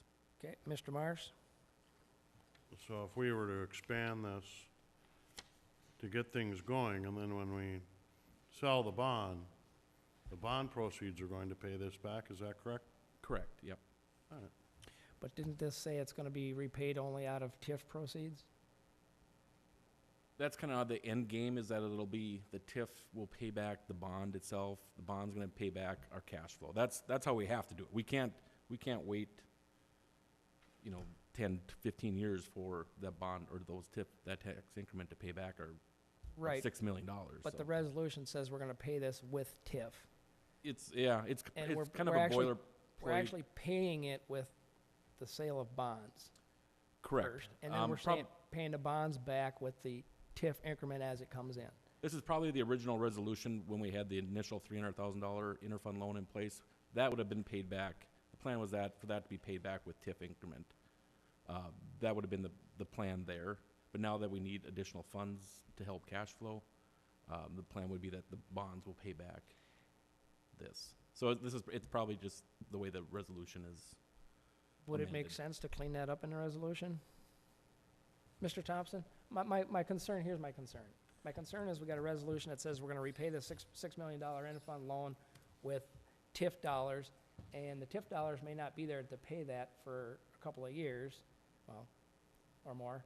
And we know we're gonna sell bonds for $10 million and pay the interfund loan back early. So really, the interfund loan is getting paid back from bond sale, and the bonds are getting repaid from TIF. That, Mr. President, that's correct. But that sentence is a standard sentence in these resolutions, and it actually only is dealing with payments we made after the final payment date. So that, by the final payment date, you're gonna be paid in full. So Okay? I would not modify that sentence. I would All right. leave it in place. Okay? That's all I have. Any more questions? Mr. Luce? You said you've overestimated, give us a percentage on how much overestimation or cushion you put in? I would leave that up to our Public Works Director. Mr. Lillohog may have a better idea. Mr. President and board members, we estimated the construction costs to be approximately $5 million right now, with administration, engineering, legal at $750,000, the original $300,000, and then a contingency of $250,000. So that adds up to $6.3 million. Yeah, so you have no cushion, really. There's a $250,000 contingency in there, as well as the construction of $5 million. There is about $200,000 of contingency in the actual construction cost too. So there's at least $500,000 of contingency. And I would like to add also that This is just to get us until this time next year. So this isn't actual final costs estimates. This is just over the next 12-month period. And as Right. Mr. Nelson indicated, it could be a lesser amount than that. Yeah, I was just trying to make sure it's not an overinflated, and by the numbers you've given us, it's within the standard contingency rates. So that's just a normal way of calculating. Any other questions? Mr. Whiting? Make a motion to adopt resolution number E 2018-019 that amends resolution E 2018-002 regarding an interfund loan for the advance of certain costs in connection with tax increment financing district number 18. Is there a second? Second. Any questions on the motion? Seeing none, all in favor say aye. Aye. Opposed? Myself, 4-1. 4F, proposed 2019 EDA special benefit levy. Mr. President, Go ahead. council members, or commission members, before you tonight is the EDA preliminary levy. EDA only meets once a month. The city council will be looking at passing a preliminary levy later this month. But since EDA meets just once a month, the first meeting of the month, we put on the agenda a preliminary levy. As you recall from last year, 2018 was the first year that we separated, or went back to kind of separating the city levy from the EDA levy. That was to help with our transparency and to, make sure that, we're being forthright and whatnot with our levies on that. That EDA levy did eliminate a general fund transfer that we had done in the past. So it was basically, it's a budget neutral change that we made last year. We moved $350,000 from the general fund levy over to the EDA levy. We are looking at doing that same amount for a preliminary levy for this year as well. We will have a detailed budget come forward with the rest of the city budget later in October, November timeframe. But at this point in time on our preliminary analysis, the $350,000 levy will be sufficient enough to carry forward for into 2019. This EDA levy, is already, go ahead. You're going to say what I was going to say. That the EDA levy it's a separate line item on the property tax statement as well. It shows up as Shakopee EDA. That gets levied across all taxable properties. So if a property is in a current tax increment financing district or a tax abatement, it still pays the EDA, Shakopee EDA levy. That still gets applied to those properties. And this preliminary levy of $350,000 is the same as what it was in 2018. Yep, exactly the same. No increase or Okay. decrease. And Mr. President, also, this levy is figured into the good news that we're going to be talking about a little bit later as well. Okay, And this is just a preliminary levy. We'll come back forward with a final levy in December as well, too. So kind of like that interfund loan, it'd be 6.3 million or something? Not quite? it can't be higher. It can be lower, but it can't be higher. So that's why at the preliminary levies, that's where you set your max levy for the year. So All right, any questions of staff? Mr. Myers? And I just want to, I think this is, revenue neutral, very transparent. I also believe that this number is, we said last year, but I think it's several years running. I know we made a transfer to build up monies we used for the downtown infrastructure improvements. But I think that's about the same amount that we've been using pretty standard for the last 4 or 5 years. yeah, and this operational levy helps cover our operational expenses, our business retention visits, those type of activities, our downtown facade loan program, those types of costs of economic development activities. So Any other questions of staff? Motion would be in order. Mr. Myers? Adopt a resolution E2018-018 approving the proposed 2019 EDA special benefit levy of maximum of $350,000. Is there a second? Second. Any discussion on the motion? Discussion on the motion? Mr. Luce? Not so much on this motion, but part of what this EDA fund is used for. I think that, we're limiting it to downtown only and other costs with EDA. I think we're, giving up a lot of other areas of town that, might need help also, and I think we just need to use a broader brush to include some of them where needed. I'm not saying they all need the same as downtown, but, we can't leave them all out. They're paying part of the tax, so. If I may, Mr. Luce, this covers all of the city. This is not specifically looking for EDA activities for downtown. Mr. Reynolds, I think the point Commissioner Luce was making is the recipients of the services, not the recipient of the tax.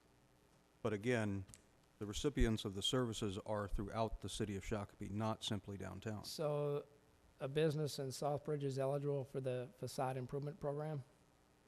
I believe that they are, but this is not just, the facade improvement program, what is it, $35,000 of this? I forget what it is. But $30,000 per business. It's a very small piece of what we're talking about here. This goes with, for the facade improvement program, for all of the staff costs that normally would have been paid out of the general fund in past years for economic development activities. But if you'll remember, the facade loan improvement program deals with the age of a particular structure, and it's the age of the particular structure that eliminates a lot of Properties. the properties. Mhm. So Not to mention, if we were going to help every business out in town, it would be 6.3 million at that point. No, and we, from that downtown, or the facade program, actually, we have some real success stories, don't we, Mary? Phenomenal, bringing back the old architecture of buildings. Every one of them, I think, has been very successful, and thankful business owners that have helped improve their business, and that is great. Is there any questions related to the actual motion? If there's not, all in favor of the motion say aye. Aye. Opposed, the motion passes. Item 5, EDA bill list report. Any questions on the bill list?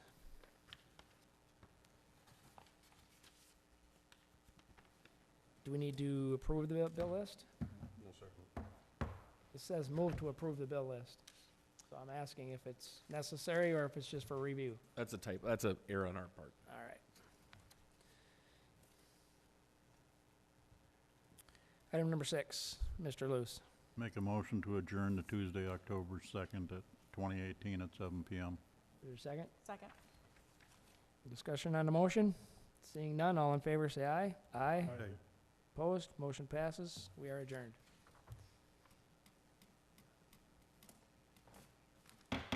Reconvene the City of Shakopee City Council meeting for September 4th, 2018. Counselor Lewis. Make a motion for a 10-minute recess. Second. Second, I have a motion for a recess and a second. No discussion. All in favor, say aye. Aye. Aye. Those opposed, we stand in recess.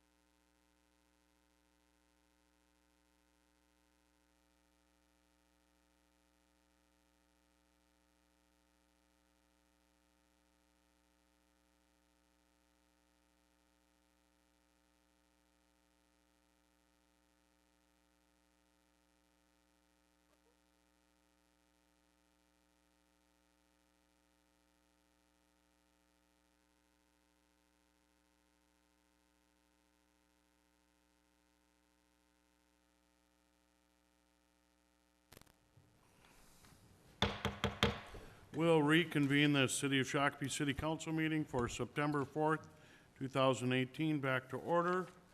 We are on 9A1, the Minnesota Valley Transit Authority update. Councilor Whiting? Yeah, I'd like to introduce Richard Crawford and Luther Widner from the MVTA. Also with them is Matthew from Scott County. Minnesota Valley, okay. Okay, thanks. They're going to give us a little presentation on transit service. Welcome. Good evening, Mayor, council members, city staff, as well as members, residents of Scott County. Actually, residents of Scott County, but you're also actually residents of Shakopee. One of the things we're doing at the agency now is we're getting out to all the city councils within the service area of MVTA, giving a transit update. This is my first honor of actually speaking in front of Shakopee City Council, so thank you for having us. We want to talk about the good news of service and some of the developments we've had and some of the success we've had. I'm going to turn it over to Richard, who is our public information manager at MVTA, as well as our newest addition, been about a year, 15 months now, Matthew. He is actually our planner devoted to Scott County. One of the things that I seen when I came to the agency a little over 2.5 years ago is that I seen Scott County, especially Shakopee, as a very growing city. They needed obviously some attention needed for all the businesses that were coming here. There was a lot of conversations I had, especially in the very beginning, from Mystic Lake, which is actually Prior Lake, but with Shutterfly, as well as Amazon that was coming online in July, as well as when we looked at Canterbury South and River South, as well as Valley Fair, about the need for actually workers, as well as employees, as well as obviously more transit options. So one of the things I want to do was strengthen obviously our ability to meet the needs of the business community, as well as the city needed. We brought Matthew on. So we're happy to have him, and I think you guys will hear some good news that we're doing in our service. Got a cold, so I apologize. Thank you. I'm Richard Crawford, Public Information Manager, Mayor and Council. Thanks very much for this opportunity for MVTA to give the transit update overview. One of the things our board, which Councilor Whiting is currently serving on, has made a high priority for us to get out and about and discuss with member agencies and local communities to share transit information and take feedback. So let's see. We'll advance. We're just going to give you a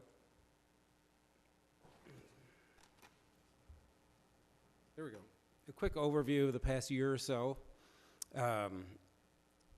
We have some good ridership numbers to share with you in terms of Shakopee and Scott County as a whole, led by the growth in Route 495, which started in August of 2016. We've seen really great growth there, in part fueled by partnerships with the fast-growing employment base here in Shakopee and Scott County. You mentioned, 3,500 new jobs in your introductory video. That was very nice. So we'll talk a little bit about those partnerships, and we're looking at examining new ways of providing service to underserved parts of Scott County. And so with that, I'm going to turn it over to MVTA Scott County Transit Planner Matthew Rosenblum-Jones, who's going to go over some ridership trends. Thank you. I knew you were connected to Scott County, but it was... Good evening, Mayor and council members. Welcome. So as you can see, as far as ridership goes, we're continuing to trend upward in Scott County at a fairly rapid rate. 2017 ridership is at 293,000, just shy of 300,000 people. There's some migration among the routes with, continued growth in Route 495, and, some shifting from Route 490 to 493. Route 495 continues to grow. That's driven a lot by the major employers and attractions here in Shakopee, such as Amazon, Canterbury. And in July of 2018, we saw our second busiest month ever on this route. So it's continuing to grow out towards its full capacity. I think it's important to note that last year, the ridership on this route was highly seasonal. And now we're seeing numbers that high in the summer when Amazon is not at peak hiring, which is a very promising trend. And there's just some figures here about the reach that this job has in terms of local, job access and local population.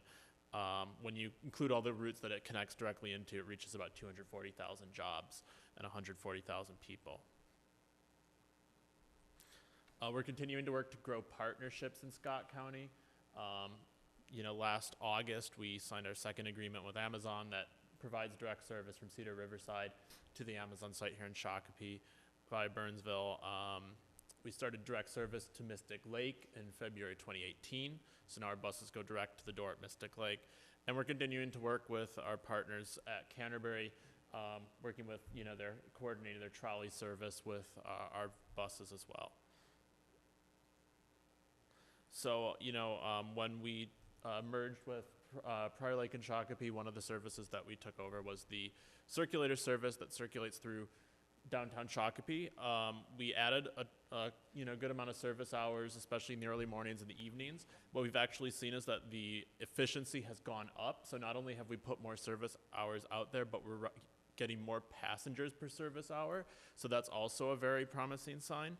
And then in our last service change that went into effect in August, we actually added an additional early morning trip because we had some requests for service to get people to the first 495 bus of the day. So this route, continues to grow. These two routes, they continue to grow pretty quickly. One of the things that we do is we constantly look at adjusting service and making efficiencies wherever it's possible. And one of the things that we're looking at in Scott County that would affect the Shakopee area is adjusting the 490 and 493 trips. As you know, we added the Route 493 when the merger took place. It has actually one more daily trip count than the 490, but the ridership is about, it's a little over half what the 490 ridership is. So, what we've essentially looked at is taking some of those trips where there's extra capacity and merging some of those overlapping trip times. There'll be minimal, no impact to riders. The overall trip count isn't really that much affected, and it does result in considerable savings. And then, as I'm sure you remember, in August, we did some adjustments to Route 497.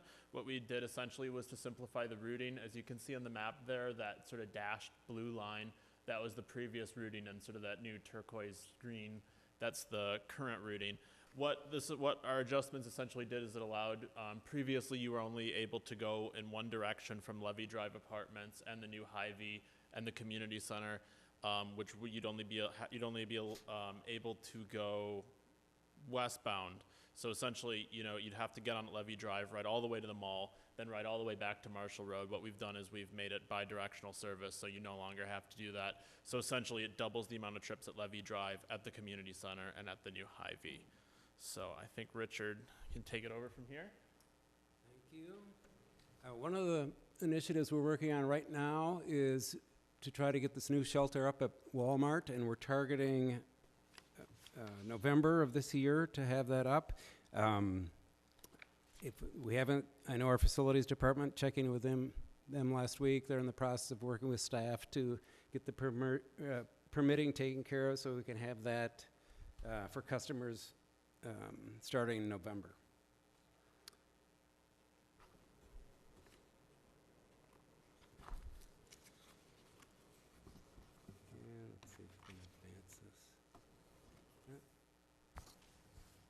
Here are just some of our outreach efforts in our community service department right now.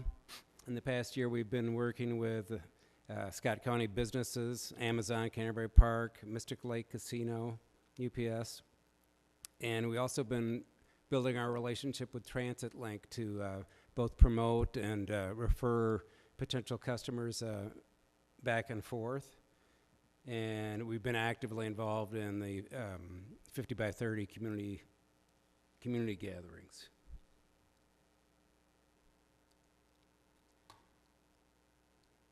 And advance. 35W Construction has been a big focus of our marketing efforts with all of our customers this past several months. It's one of the biggest projects in MnDOT's biggest construction projects in their history, so we've been very active in getting the word out about that. Fortunately, for a good bulk of the Shakopee commuters, they're not taking that corridor in the morning, so it affects them less than some of their traveling colleagues over in Dakota County and on the eastern side of the county. But it has been a very significant impact, and it's causing, frustrations for people, all modes of traffic trying to get out of downtown. Something that's very fresh in our minds is our State Fair Express service, which just wrapped up. It was the busiest week of the year for most of our staff, and we just were tabulating the numbers. We were about 1,000 people fewer than last year, which was a record year for State Fair ridership. We were on track to beat it, but the Mother Nature had other plans on Sunday and Labor Day, but we had second highest number in our history. And of course, Marshall Road, we've been providing weekend service from there, Saturdays, Sundays, and Labor Days, and hopefully in the future we can expand service there as well during the State Fair. A new service we'll be adding starting next week is express service to Vikings games, and we'll be providing that service from Marshall Road Transit Station as well as Burnsville Transit Station. So for $5, customers can take express service to the Vikings home game starting this year. So we're excited about that. And with that, we'll open it up to any questions you'd like to share with us. Councilor Whiting? Not a question, but I know I've talked to a few people that took the State Fair, stopping at the Marshall Road, and for folks that have ever driven down there and tried to park, this is an amazing service. Ridership goes up and down, like you said, with weather, but taking the bus is the way to go, and I assume that's going to be the same way for the Vikings games. Now, I don't know if we put a rule on doing the school chant thing on the bus, but I don't. But that's for $5. Take you down to the Vikings game. That's a great deal. So I encourage anybody out there that likes to go to those games to use the bus. We're excited about the Viking service, and thanks for the note on the State Fair. I do want to talk just the Viking service. The good thing about that is we'll be stopping at Gateway downtown. So currently right now that's covered. So it's 3 blocks away, but that's currently what our sister agency, Southwest, does. They found benefit there because you're able to utilize the covered walkway, obviously the covered access way to enter into the stadium, so you'll be away from the elements. So I think that's beneficial, more beneficial than maybe taking light or other modes, because they'll be covered to and from the game. Councilor Lehman? Mayor, I guess the questions I have, comments I guess, and I've been making the same comments for years and years and years. Councilor Whiting totally understands where I'm coming from, and he's probably raised it a few explain times. later. No. How do we make not only the connectivity, but the informational connection? So somebody's in their living room on their computer and they want to go from their house to wherever they're going, and they want to see where the buses are, when they're available. Do I have to drive up to Eden Prairie? Can I get this from Shakopee? Do I have to go to the Burnsville station?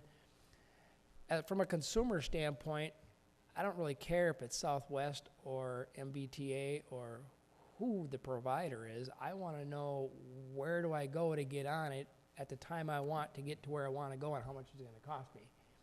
So I'm asking the question of how do we make these connections both between the varying entities and the information connection between entities to the general public? Great question. I would say one thing, all of our systems, whether it be Suburban or Metro Transit, we all utilize the same trip planner application. So a customer can go on our website and go on the Metro Transit website or Southwest website, put in their origin and destination, and the routes associated with getting them there will come up. So it'll tie our routes together. So sometimes customers may want to go from, say, Shakopee, maybe the 495, and they may want to go beyond Mall of America, let's say, to downtown or maybe UNM campus. They'll get options if we're not serving at that particular time on what buses and where to connect to get on a conjoining Metro Transit services to get there. Same thing being with Southwest.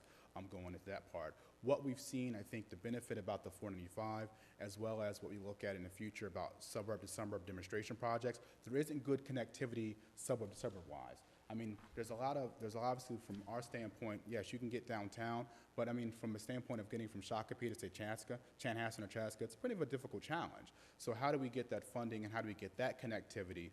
We kind of have the tools in place, but we don't necessarily have the funding, which we're working on now from legislatively with suburb demonstrations to be able to add more connectivity, especially the ring suburbs, in order to get our consumers either to the core or away from the core and do some activities in our service areas.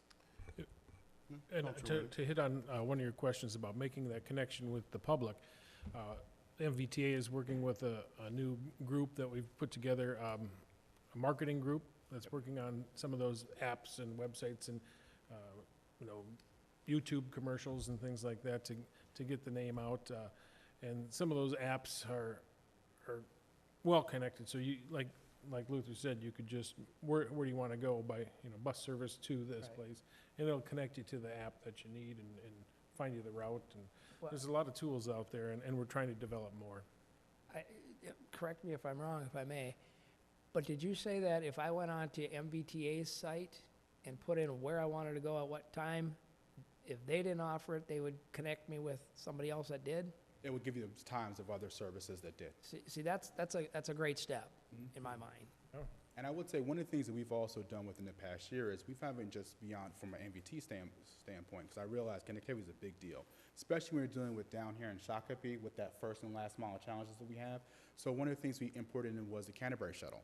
So now if you went on our trip planner, you'd actually be able to see for the first time the Canterbury shuttle times that were happening between time points, as well as, we're not ready, I can't really share it now, we have another private smaller outfit that will also be potentially be going into agreement to utilize Marshall Road service. We'll be also putting out a trip planner as well, so customers can utilize that, and that's primarily just for employment. But that is something we've tried as best we can to address some of those first and last mile issues, but I definitely see that as a stumble. Are the other providers doing the same thing? Yes. And really what it is it's, even though regional, I think that we've all focused just on our branding, but not everyone understands that our branding is regional and we still have those tools which allow us to connect regionally. So that question you raised is something we've all tried to touch on, that how can we get that message out? Russell Herder, who is our marketing firm right now, we have a TMA grant for the next 2 years to kind of continue to spread that message and bring that awareness. They're going to be talking about that. Like prime example, I don't think individuals understand if they take the bus home, Metro Transit, which is we're all part of the same region, offers a guaranteed ride home. So even if you're on one of our buses and you go downtown, I mean, it may be branded as Metro Transit, but it's still something, obviously, our customers can use called Guaranteed Ride Home. If you're on the bus, you need to go home midday. So services like that, we're trying to make sure people understand and permeate through, because we understand there is an information block there. Councilor Mokel? And you brought up Southwest, and they've been working with what's called Prime. Where are you guys at with an on-demand ride service? Well, you guys got the tough one today, so that's a really good question. We actually are working right now with a concept called microtransit. So we've entered into an agreement with a company called Translock. They do microtransit. What microtransit simply is, it's going to be an app-based service. We're looking to identify corridors which we're going to utilize. Customers will book their trips via a tablet, via an app, not necessarily need to use the phone, but can use one if they need to. And the bus will be able to deviate to pick them up. So it's kind of like demand. It's kind of like on-demand service that kind of similar to Prime, but has more of a fixed route component to it. We think that is going to be where we want to look at moving forward. Right now, we're just working on the details about when we can stand it up. We're looking at standing it up probably the first half of 2019. Our sister agency, Plymouth, they actually have a same company. They're going out for launch in October. So we will have something very, very soon to talk about when it comes to some type of on-demand services. Councilor Luce? Yeah, I just wanted to say to Luther, when I was on your board, I noticed you recognized Robin on your customer service center. She was a longtime employee of MVTA, and she did a wonderful job, and I just thought that was a pretty nice thing to do for her. Councilor Luce, just a reminder of the mic. Thank you, sir. I have a couple comments. I think, Luther, under your leadership in the last 3 years of MVTA has done a great job bringing efficiencies. The local service has improved. The partnerships you've built with our local employers is almost second to none. Ridership actually shows your hard work is paying off, and thank you for that. Challenges. Moving forward, my wife has been coming home late for dinner. She's takes transit on your bus to downtown Minneapolis, and you guys are offering making some adjustments there, try to fine tune to better ridership. If you could tell me if my wife's going to come home more on time, or is this going to be a regular thing? We're hoping for not to be a regular thing. I can say that has been my, that's a thing I'm still working on. That's like to call that my hanging chad of many. That's an old term. Nice. Realize that. So I would say that one of the things about the 35W project, and with this particular region in general coming here, is what they call, the summer and spring months construction season. So it's not just enough to do construction on 35W, there has to be construction on some of the access roads that conjoin 35W as well, like 169, 65, accordingly. That has wreaked havoc, obviously, with our service. Last year, I can say that about over 40% of our routes were on detour during the summer months. This year, over 50% of our routes have been on detour. So it's a monumental task to realize that we have, obviously, 28 routes. 70% of our customers pulse downtown in Minneapolis. That is the bulk of our business. And obviously, when issues like this, 70% of our customers are affected during this construction. Our only hope is that as these highways come back online, these projects complete, we'll see more timely service. We did just complete a study. We brought an outfit in from actually from the East Coast. We hadn't used this region before to kind of give us some different suggestions at an engineering firm about what we could do in order to kind of alleviate some of the traffic on our side. So we're looking to work with the region now, obviously Metro Transit, the city of Minneapolis, to see if we're able to execute some of those things. Some of them are just enforcement. See if we can get better enforcement downtown of some of the traffic, obviously some of the traffic laws. We know we have passenger vehicles that enter into our bus lanes and make that left turn when they're not supposed to, backing our bus up, as well as looking at some timing. If anyone's driven downtown, sometimes lights aren't always the most conducive to getting downtown. So seeing if we to get the access through there. So we have some suggestions about how we make some timing light changes. I would say that we've had some really good traction with the council, with Metro Transit. They put together, they want to start maybe a monthly or bi-monthly working group and kind of start filling in some of these suggestions, because they're feeling the pinch too. It's not just us, they're customers as well. From that standpoint, in the residents of Minneapolis. So we're hoping to see something. We're looking to obviously, some of the reductions we're going to do with service a little bit, and some of the efficiencies with the 490, 493, that'll alleviate a few of the buses on that corridor, help us get out of our own way, because we're backed up. If our buses are backed up, you can't leave because the bus is behind it. Hopefully that helps mitigate some of those issues, but I can only say that our hope is that the next 6 months, we're going to see some level of easement, but it's She loves your service, loves your buses. I think you need a TV, they still make TV dinners, don't they? Trust me, I empathize, because that is something that I've heard quite consistently. Councilor Lehman. Well, just a disclaimer, if she steps off for a beverage or two, that's not the buses. Yeah, she may not be telling you the whole story. We have cup holders now on some of our buses, so she can enjoy that beverage on her way back. Thank you. Other comments? Your service is strong, your leadership is strong, your partnership is strong. Great team. Thank you. Thank you for being here tonight, and we talked a little bit about the public-private partnerships, and I know we're going to be working on a few more of those in the future, and those, just as it says, help out the public and the private industries. So thanks for being here tonight. Thank you guys for your time. Thanks again, Thank gentlemen. you. And we know we have a busy agenda, but feel free to reach out to us anytime. You can contact me directly or go through Councilmember Whiting. Thanks. Thank you. All right, moving forward, 9A2, amend an interfund loan in connection with the Tax Increment Financing District Number 18, Canterbury Commons Development Project, and I believe we've seen this before. Mr. Nelson? Yes, Mr. Mayor, council members, this is the item that was at the EDA portion of your meeting tonight. Exact same thing on that end of it, just need the city approval on this side of it as well, so. Questions of staff? Councilor Whiting? Now, this is the same item, so I'm going to move to adopt Resolution R2018-103, which amends Resolution R2018-012 regarding the interfund loan for advance of certain costs in connection with Tax Increment Financing District Number 18. I have a motion and a second by Councilor Mokel. I'm sorry. Discussion? Discussion? Discussion? All in favor, say aye. Aye. Those opposed? Aye. Motion passes 4-1. Thank you very much. Let's move ahead then to 9A3, hiring of Park and Rec Director, Mr. Reynolds. Well, thank you, Mr. Mayor, members of council. It's my esteemed honor and privilege to recommend before you Mr. Jay Tobin, who's coming up to the podium and who will have an opportunity to speak once I get to talk about him a little bit, for our next Park and Recreations Director.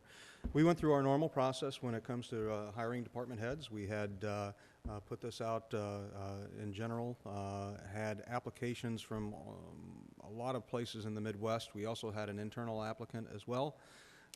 We ultimately decided to interview 5 individuals for the position.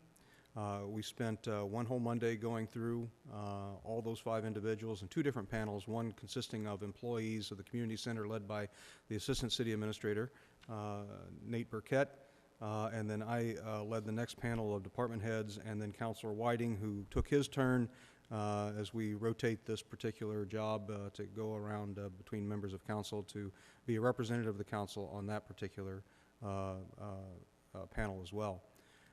It became clear after the day of interviews that Mr. Tobin was going to be the choice. It didn't take that long. I think it's safe to say that he was the majority, if not most all individuals in both panels, certainly in their top couple of choices. I'm delighted that we were able to work out an equitable package for Mr. Tobin. Quite literally, his leadership skills are unparalleled in this organization. If you look at Jay's resume, it's just quite striking. Not only does he have a Master in Public Administration from, I guess Syracuse is still the -- 1. My alma mater is number 2. I believe that those haven't changed for decades. Public administration school in the country. He also holds about every master that you can possibly imagine. To say that Jay is an overachiever is an understatement. At the end of the day, he has simply not failed. He comes into this position with a great deal of background in similar situations in the Army. But one other thing stood out for me when it came to Jay. As you all know, I have 2 things that I'm interested in when it comes to park and recreation: customer service and revenue. And both those areas, it was clear that Jay stood out. Chaska, our neighbor, where he currently works, has done some really innovative things when it comes to park and recreations and revenues. And so he brings that experience here and an ability to kind of look at things, put a fresh eyes on what we do. But it was also clear that there was a real, among the members that interviewed him, a real recognition of his leadership abilities. And that, frankly, was what swayed everybody else. I was kind of, again, going on the revenue and customer service side. So with that being said, I would offer Mr. Tobin for his introductions to you and your questions of him, and sincerely am looking forward to, as I think all staff are, to have him part of our team. Sir. Thank you, sir. Mr. Mayor, council members, it's a pleasure to be here this evening. It's an honor. I'm very excited about the opportunities. Just sitting here tonight and seeing all that's happening in Shakopee is really exciting. I see a lot of innovative solutions, which I want to be a part of. And I've been paying attention to what's happening in Parks Recreation. And the city has already distinguished itself in areas that are near and dear to my heart. I'm a hockey player, and I think that you have the best ice in the area, if not the state, right now. My boys just finished up hockey about 45 minutes ago. So hockey's near and dear to my heart, but also the community center, what you've done there in terms of taking, you know, the ice arena and turning that into a swimming pool and all the other things that you've done.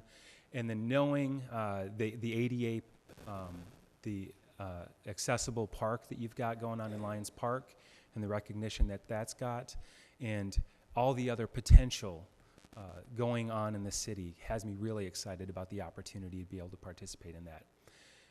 I come from Chaska right now. I live there. I've been there about 2 years. I landed there after I retired from the Army.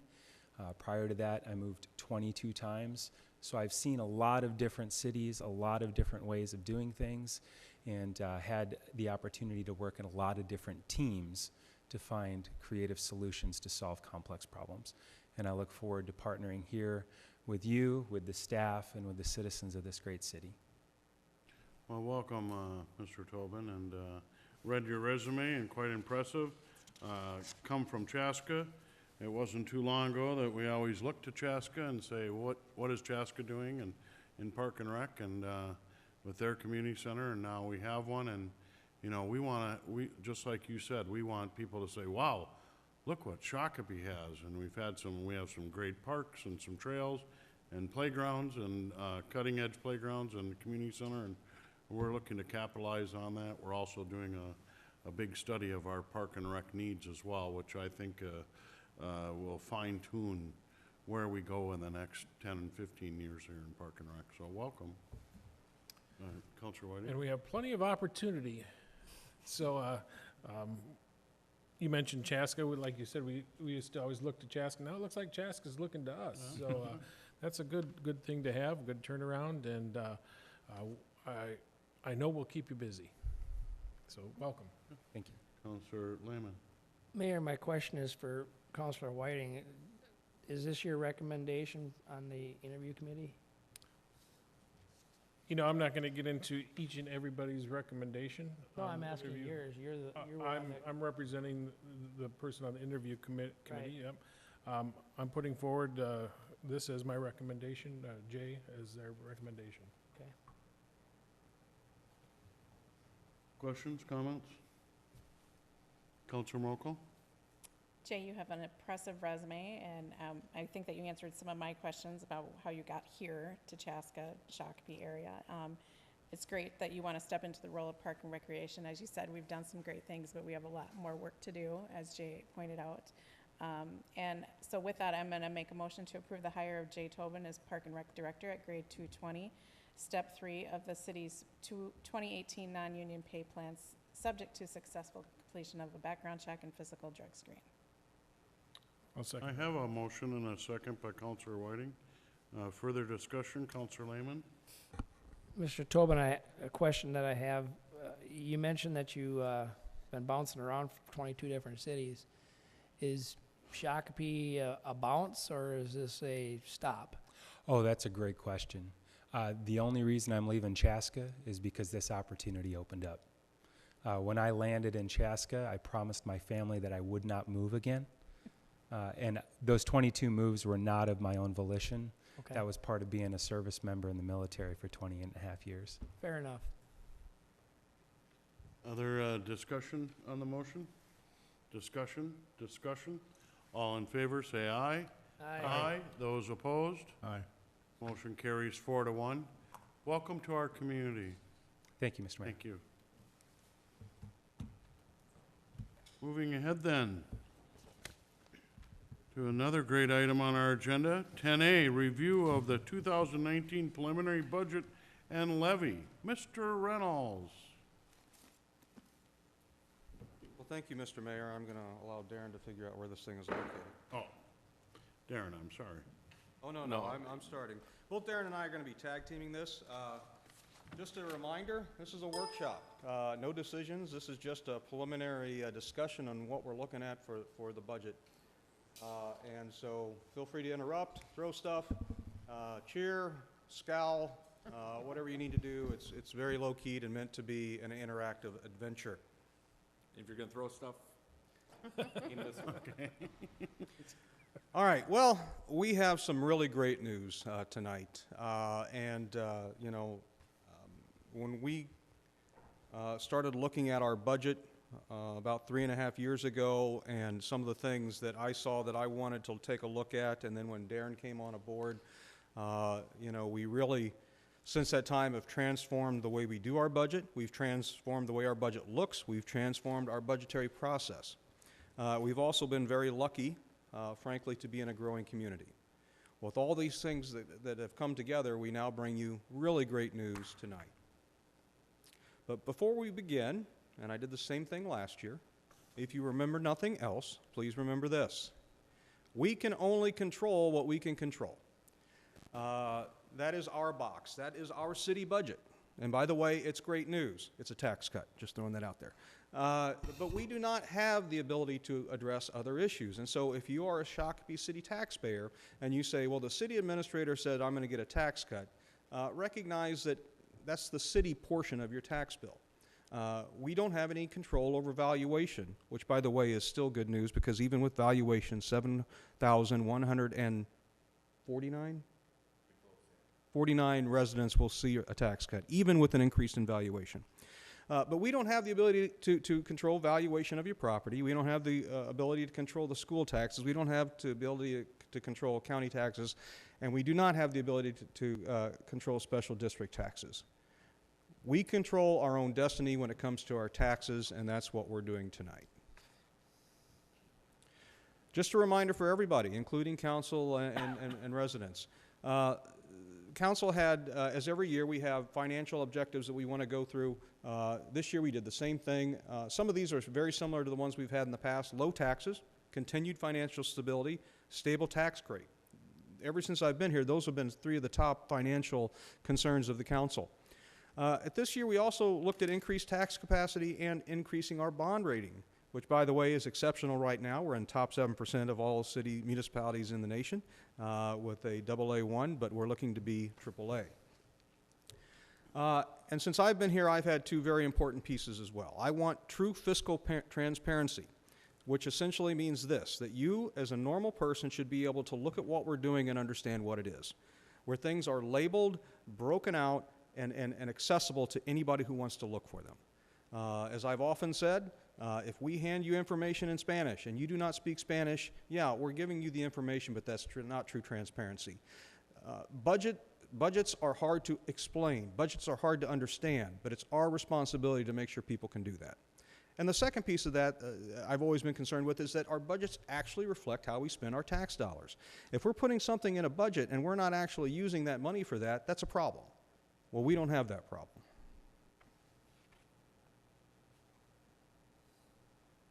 So what is the impact of this budget levy request? Darren, you want to? I can. Oh, I thought you were going to. No, so essentially, it's very simple. It is a tax cut. It's a real tax cut. I'll get to that in a minute.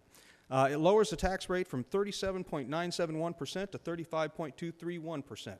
That's exceptional. Which is a tax cut? I'm sorry? A tax cut? That's a tax cut. Okay. Yeah, we're having a tax cut. Right. So that means taxes are going to go down. If a resident's home value stays the same, an average home value, the tax decrease would be about $62 or 7.2%. But we know that valuation doesn't stay the same in all cases. So if there is an increase in home value, the average value home will still see a tax decrease of $39 or about 4.5%.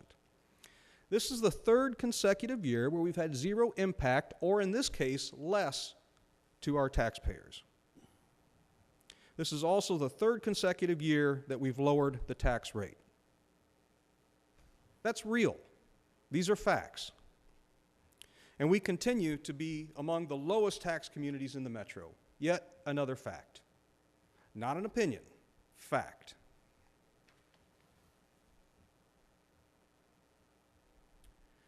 So when we look at those objectives that you put on the table, where are we? Well, they've been realized. Low taxes. The 2019 budget will decrease taxes on an average valued home by $62 or 7.2%. Continued financial stability. Stable tax rate. Continuing a 3-year trend of lowering the tax rate. Increased tax capacity. We have growth of 6.8% this year. And increased bond rating, setting the stage for a AAA bond rating. So, is this really a tax cut? Well, let's make it very simple. Last year's tax levy, the actual tax dollars collected from all of our residents was $19,610,548. That was last year's tax levy. We then minus what our proposed tax levy is this year, which is $19,580,500. That's a negative. That's $30,048 less than when we levied last year. By anybody's look at that, that is a tax cut. It is a decrease of 0.15%. Yes, this is an overall cut in the taxes paid by our residents.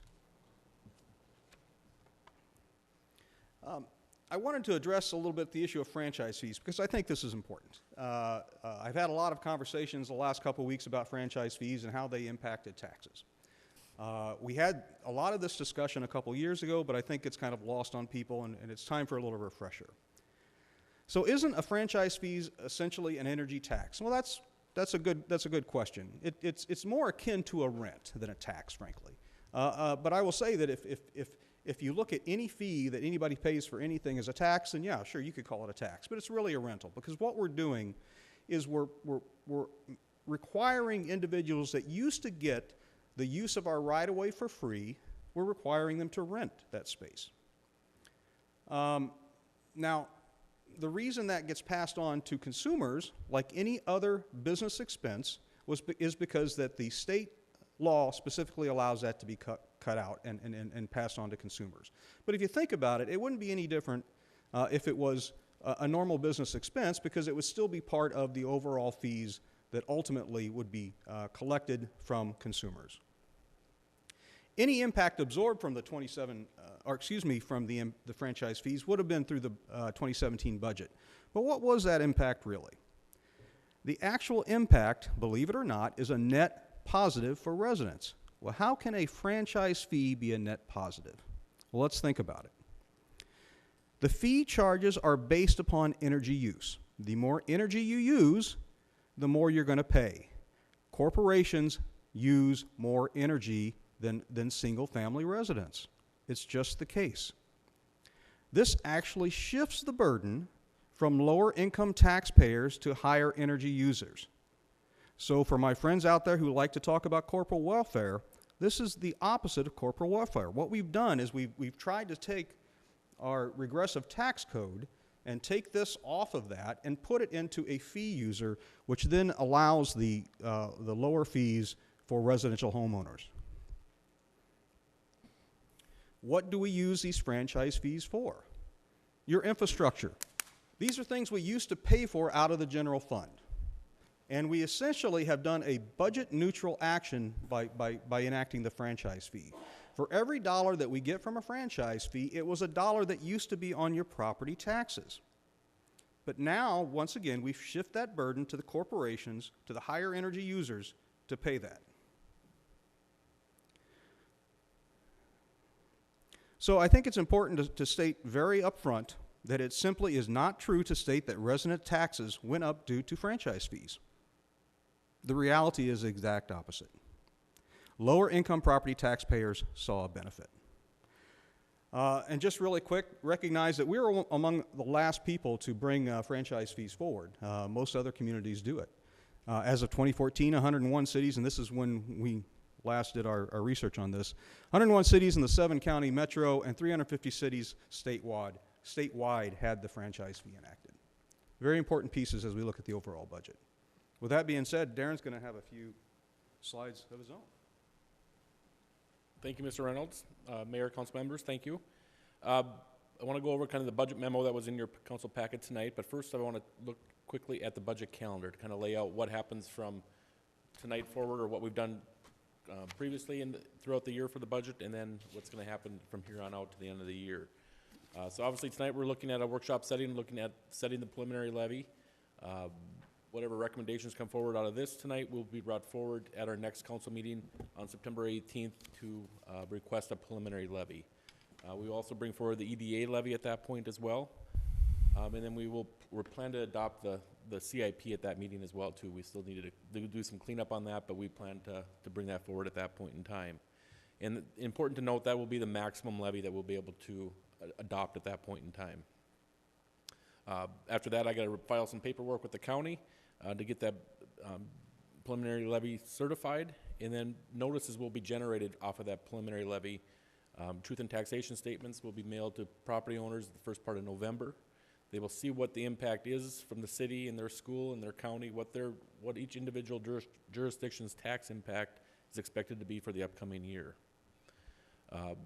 In that same time frame in November, we'll be working on getting the detail operational budget to council for another workshop setting to review in specific detail like we did in previous years, what's happening at that point in time. Then December 4th, our first council meeting in December, that's when the council is required to hold a truth and taxation it's not an actual hearing, but it's a meeting. That's where the public has an opportunity to talk about the budget. And at that point in time, a lot of that budget's prepared, and that's where we did earlier this summer. We had those budget kind of meetings that kind of started the whole budget process from the start to give the public an opportunity to talk about the budget on the front end, and rather than waiting until December when the whole budget is basically said and done. Little change can take place unless something drastic happens at that point in time. But then on December 18th, that's when the final budget will come forward for approval, and then we'd need to certify documents to both the county and the state at that point. So as Mr. Reynolds mentioned, 2018 was the last year of a 3-year transformational budget process that set the foundation for the council's goals of low taxes, financial stability, and stable tax rate. This 2019 budget is a direct reflection of those prior years' efforts and focuses on maintaining the current service levels. We've got implemented a new community center operation there.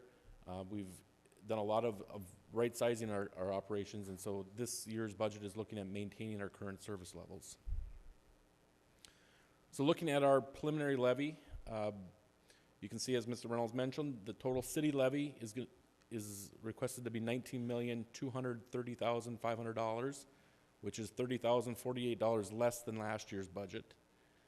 And then on the bottom of that, we have the Shakopee EDA levy that we talked about earlier tonight in the EDA meeting, and that's $350,000, and that's the same amount as last year. So there's a zero increase request on that. And so for our total budget, it's going to be about just under 19.6 million, and that there again is a $30,000 decrease from last year's levy. And if you do notice, there's one change on kind of the debt service. That 2008A improvement bond is decreasing by about $135,000 compared to last year. That bond is now paid off. The final principal payment will be paid February 1st of 2019. So we're levying in 2018, the last year of tax collections, to pay for that final bond payment. So that debt service will go away. But it basically moves over into the 2016 abatement bond, which is the community center ice arena piece of that. And that bond repayment structure took into account these repayments of these bonds. We've had a couple bonds paid off the last couple of years. Those bond savings have been rolled into the 2016 abatement bond as well, too, to kind of keep our debt service levels very consistent from year to year, so we're not jumping up and down. So that we do have budget issues with this budget. We're a service organization, so there are impacts that affect us. Being a service organization, wages and benefits are the biggest part of that from an operational standpoint. That's probably 75% of our budget is personnel costs. This budget is calculated with a 3% across the board cost of living increase. That's kind of based off of the current union contracts that are in place at this point in time. Health insurance, if you recall last year, we were struggling at this point, or maybe not quite this point, but a month or two from now we were struggling. We had estimated our initial budget, or health insurance budget, to come in at about 15%. Actuals came in at like 31%. We were able to work with our staffs and with employees to really redesign our health insurance programs, which resulted in an increase of only 19%. And I say only 19 is because that sounds a lot better than 31 is what it was originally. But that still was, I believe that was, I'm sorry. What did you build into this budget for health insurance increase? Actually built in I got about 1% in there, about $14,000 built in at this point in time, but we're expecting it to be flat at this point, or. Yeah, our preliminary look at it is. Could you speak into the microphone, please? Our preliminary look at that is that it'll be flat. We also want to recognize that even though they're flat this particular year, we're continuing to look at self-insurance for the long term. We want that to be an option. We'll take a look at what the numbers are once we get the actual numbers from the health insurance. But ultimately, we want control of our own destiny when it comes to health insurance, because it could be flat this year and the next year it could be 31% again. So we want that leveling ability. Follow up? Yeah, we set aside some money to go towards that self-insurance pot, and were we gonna do that in this budget too, to be able to self-insure more, or was it set aside from this one?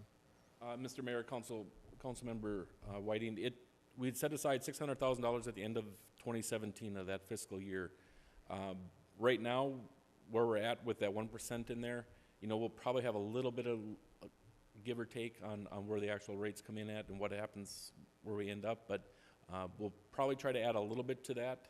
That would be the goal of self-insurance, is that you're kind of, adding to that little bit of buffer each year.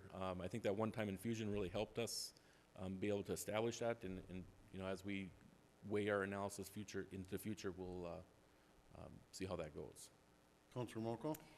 Well, I think 1% is thinking super positive, because I'm budgeting 12% at my business. But one of the other things that I wanted to add to that too is, even if we do the self-insured route, understand like the first couple years we're gonna have to right-side ourselves no matter how we figure that out because of the reinsurance piece. Right. Yeah, and we will always have a reinsurance fee to essentially cover, umbrella cover anything that would exceed what we have the ability to pay.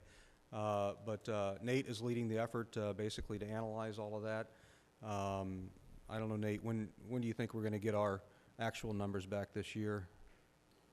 We're locked in at better than 1, actually.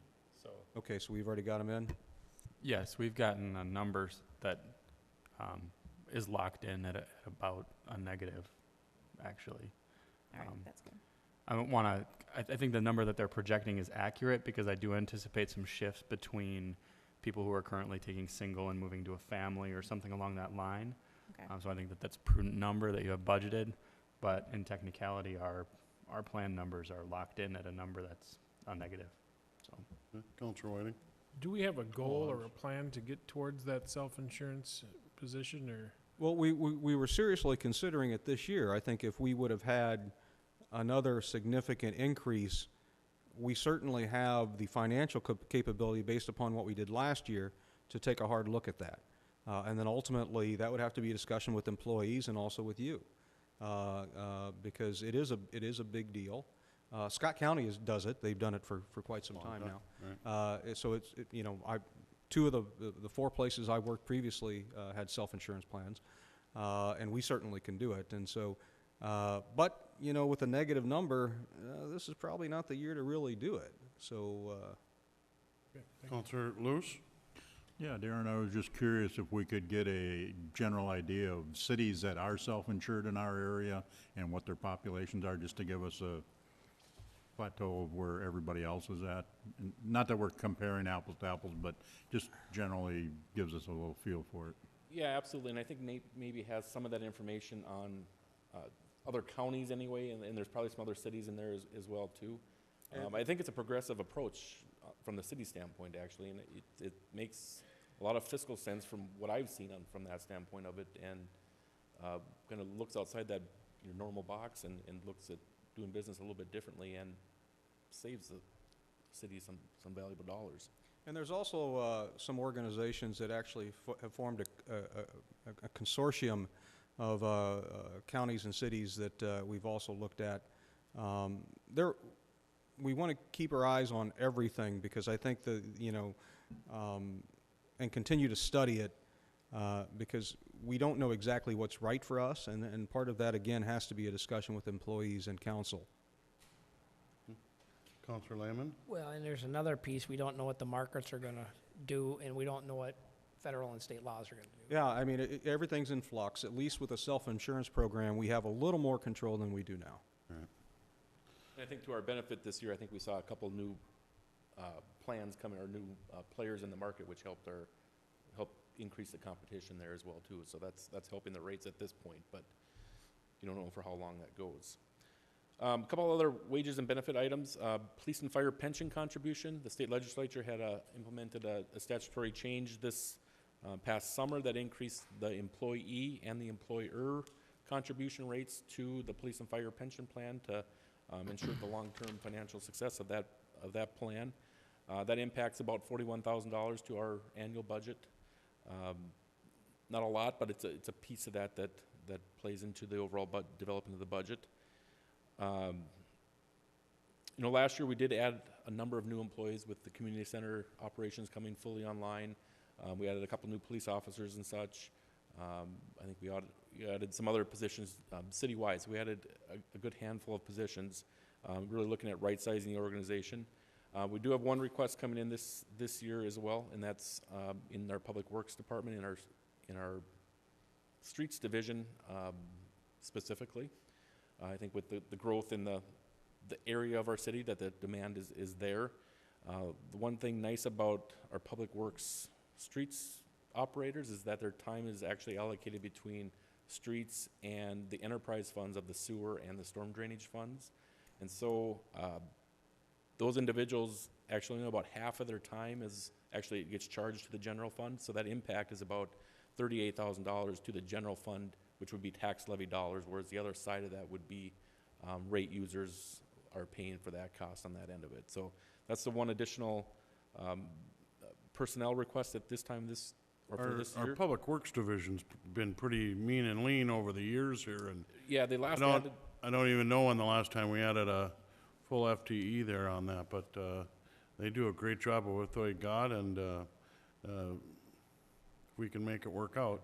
I think we last added a parks and a streets operator. We added 2 positions in 2014 was at that last time, and I don't know if before then it had maybe been a while. So other than that, there's no other personnel changes in store on that end of it. So other budget impacted items are the internal rent charges. We talked a little bit about that at our CIP work session. We're having an issue when we specifically noted the fire engines that just came in or that we had just paid for. Those new costs on those new fire engines or those pumpers are about $630,000 a piece. Well, we had originally purchased them 20 years ago for $360,000, and we charged ourselves rent on those over 20 years to recoup that $380,000. Now it came time to buy new ones, and they're just about double the price. And so we needed to really look to make sure that equipment fund, the equipment fund has funds in it, but every piece of equipment is scheduled out for replacement, and there's peaks and valleys in that, and that's why we do the rents, is that so we can keep them pretty flat. And so our recommendation is that we need to use a replacement value in place for these long-term items that are over 10 years of age. Like the fire engines and the plow trucks and things like that are several hundred thousands of dollars that we need to really take into consideration the replacement value of those rather than the historical book value. Councilor Luce? What is the estimated value of those 2 vehicles when they're sold, the old ones? Used? The reality is it's Not going to much. be what people are willing to pay for them. We've attempted to sell, I think the last one we sold, we get $30,000 for that. It was somewhere at the most, I think. So we've had these online for a while. So if you know anybody that's looking in the market Yeah. for 2 pumper trucks, 20 years old, well-maintained, that's a smoking hot deal for you.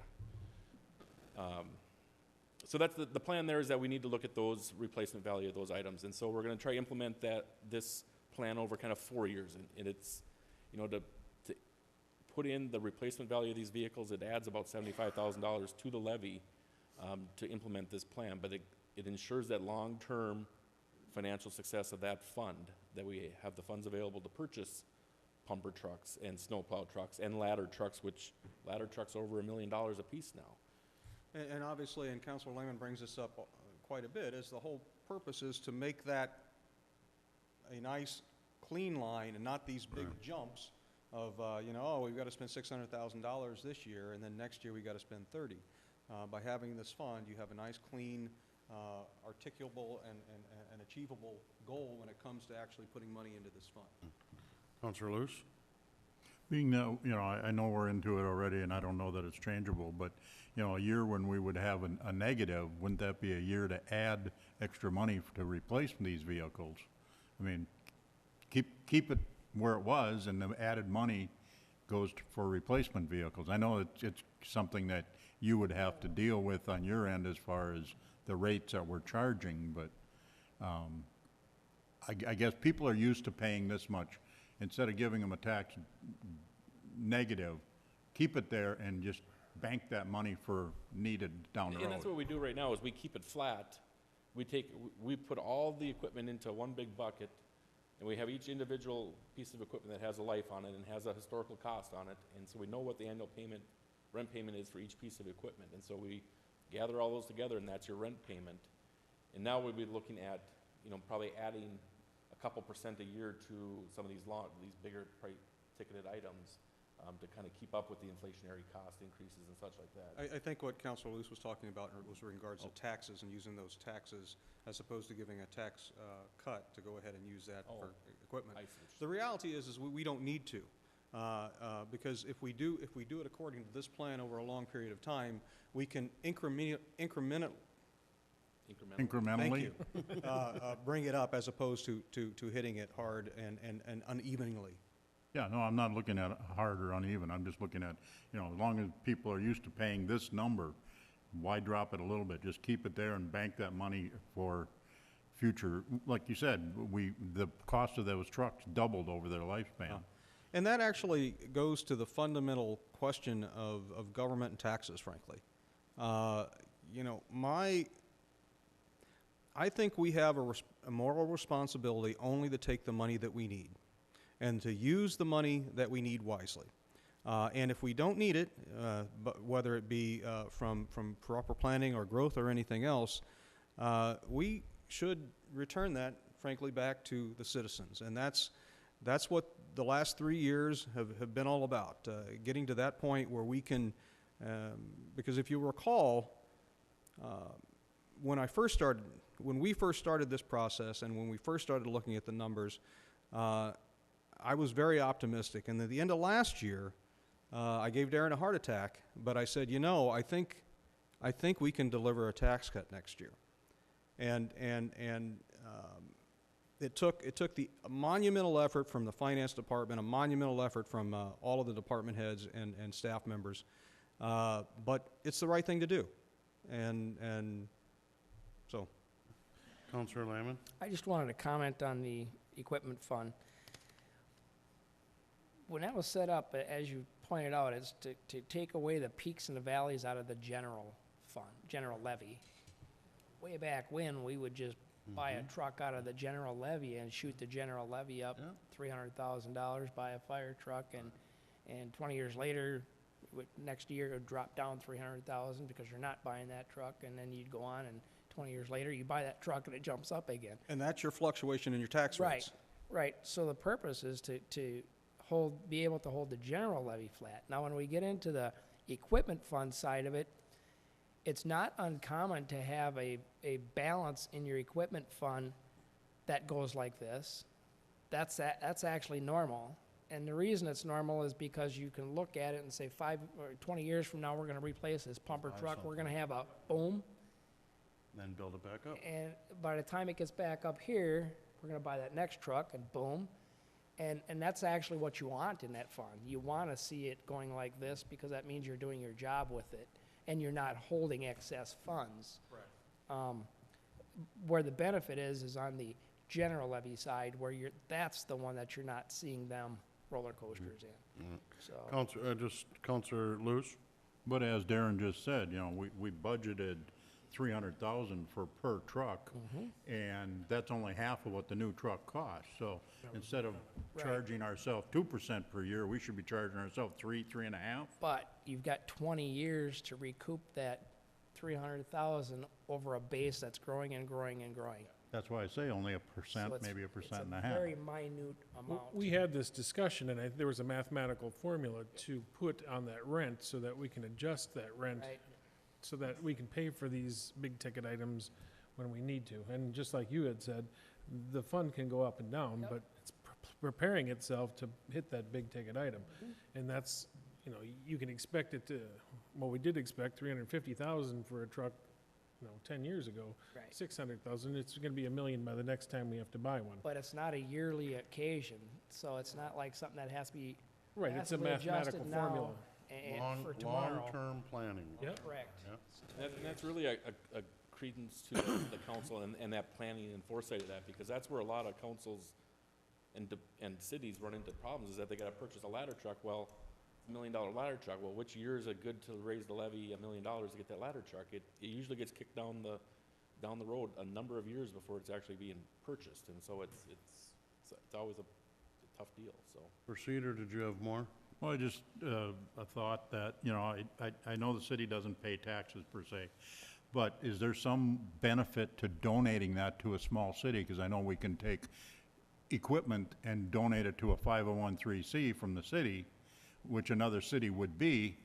Instead of getting only 30,000, can we get a better bang for our buck by doing it a different way? I know I believe Public Works has been involved a little bit of trying to sell the current pumpers, and there's been some smaller communities that have shown some interest in those, and, you know, each truck has to kind of fit what they have for a facility to house it, and it's gotta fit their specs, and there's unfortunately a pretty big market out there with some of the used fire equipment and apparatuses and such as well too, so. All right. Proceed. So those are talking a little bit about the expenses and the expenditure side of things that impact the budget. Well, our revenue side of it impacts the budget as well too. We've been very fortunate to have very strong building permit, very strong economic activity in the city for the last several years. We've seen that growth in our tax capacity. We've seen that growth with our reduced tax rate of the growth that we've experienced. It's prudent to budget building permit revenue conservatively. We've probably been budgeting it ultra conservatively, and we don't want to necessarily be there. So we've been ramping it up a little bit each year, but we don't know when that tide is going to switch and it's going to drop off. I mean, there could be an economic downturn that's out of our control, and it changes overnight. And we hope that doesn't happen, but it could happen. So you want to be on the conservative side of it, but being on the ultra-conservative side of it means that you're collecting dollars that you don't necessarily have to if you're being too ultra-conservative on the revenue estimate, that it's too low compared to what reality is going to be. So we've been steadily ramping those up on the last couple of years. We're actually increasing it, which sounds like a lot. We're increasing it 25% this year, which is just under $300,000, about $295,000. That'll bring our building permit budget to $1.3 million for next year. However, that's still about $340,000 less than the 3-year average. So over the last 3 years, we've had some big commercial, industrial building permits. That land isn't as readily available as it was 3 or 4 years ago. So we expect those to kind of dive down a little bit, but our residential should be picking up now with our new annexation agreement in place, other residential developments and such like that. Those building permits should pick up a little bit, but we're still kind of hedging our bets on the conservative side that, you know, these building permits can fluctuate pretty quickly. And when we take in a building permit, you also have to know that those expenditures are going to occur for the next probably 2 years, especially on a large commercial industrial building.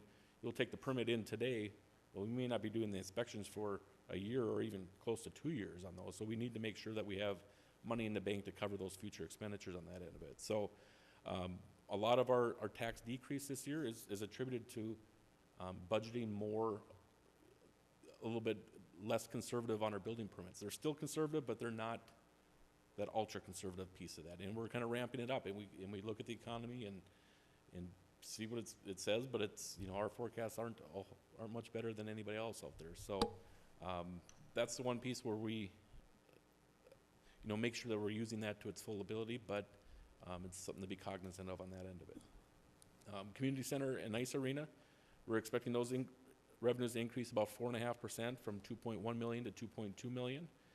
Those additional revenues will go to offset some of those operational costs on that end of it as well. Wait a minute, Jay's here now, so can we up that? Let's go 6.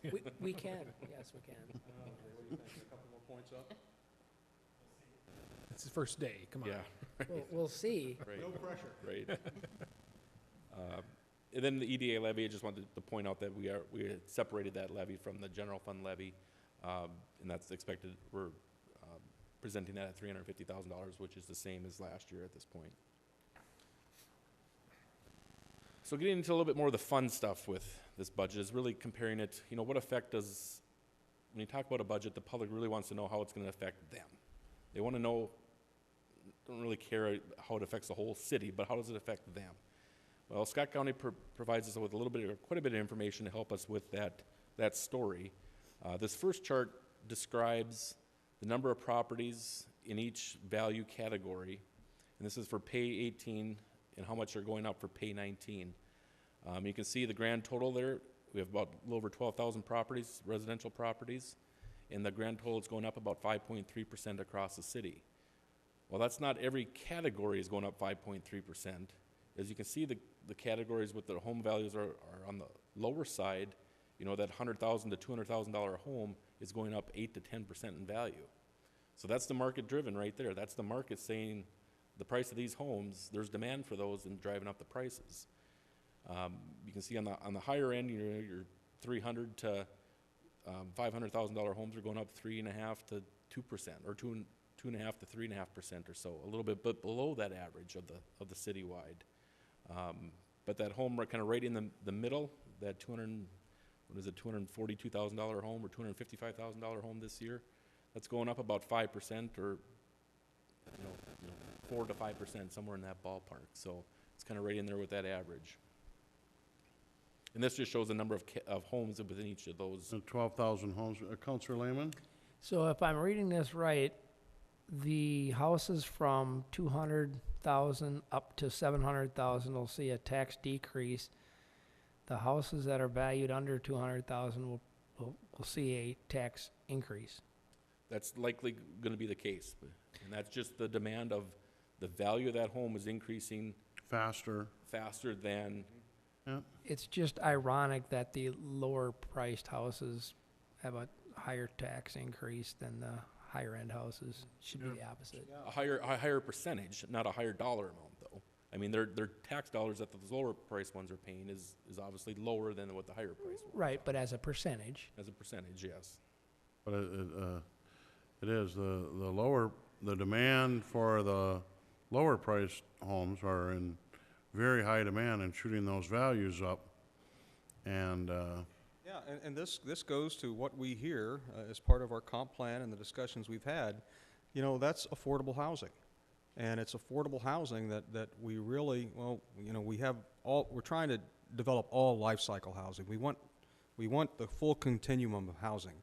But the lack of housing of that particular grade is forcing the valuation of those properties up. It's great if you want to sell, but it's not good if you want to buy. so my comment on so we have just a smidgen over 12,000 housing units in Shakopee.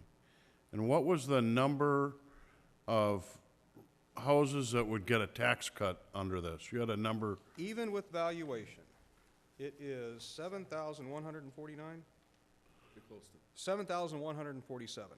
That's like 59%, 58%. And just the lower priced houses are excluded. Well, I'm just saying the entire, If you take the first two here, the 4,700 houses, them are the ones that don't get attacked, the lower priced houses. all right. Which is kind of ironic, but it is. Well, and something I've been saying we talk about affordable and always what's affordable, but a majority of our stock is at $250,000 or less.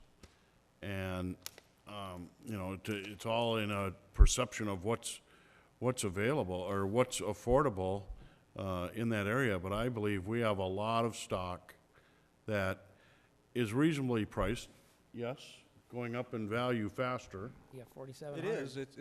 It's the market that has the demand up. And as somebody who went through the process of trying to buy a house in Shakopee, and who is looking to try to find a different house because of the house that we bought was very small, but it was the only thing available.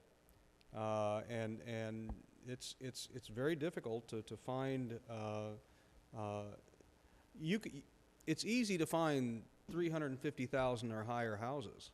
They're out there, but most people don't buy 350,000 or higher houses, and that's why you have that market demand driving that valuation up so high.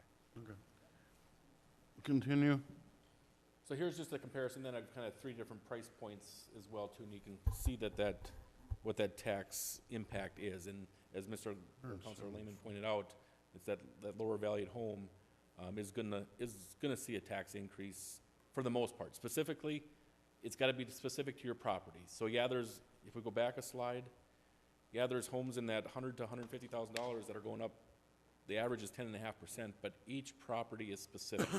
There are properties, I can go look at every property in the city, and there will be properties in that price range that, saw a 0% increase in value, or saw a 3% increase in value, or saw a 20% increase in value. That's the average in there. And so every property is unique and specific. This is just the average for that group. And so here you can see those three different valued homes, what the tax impact is.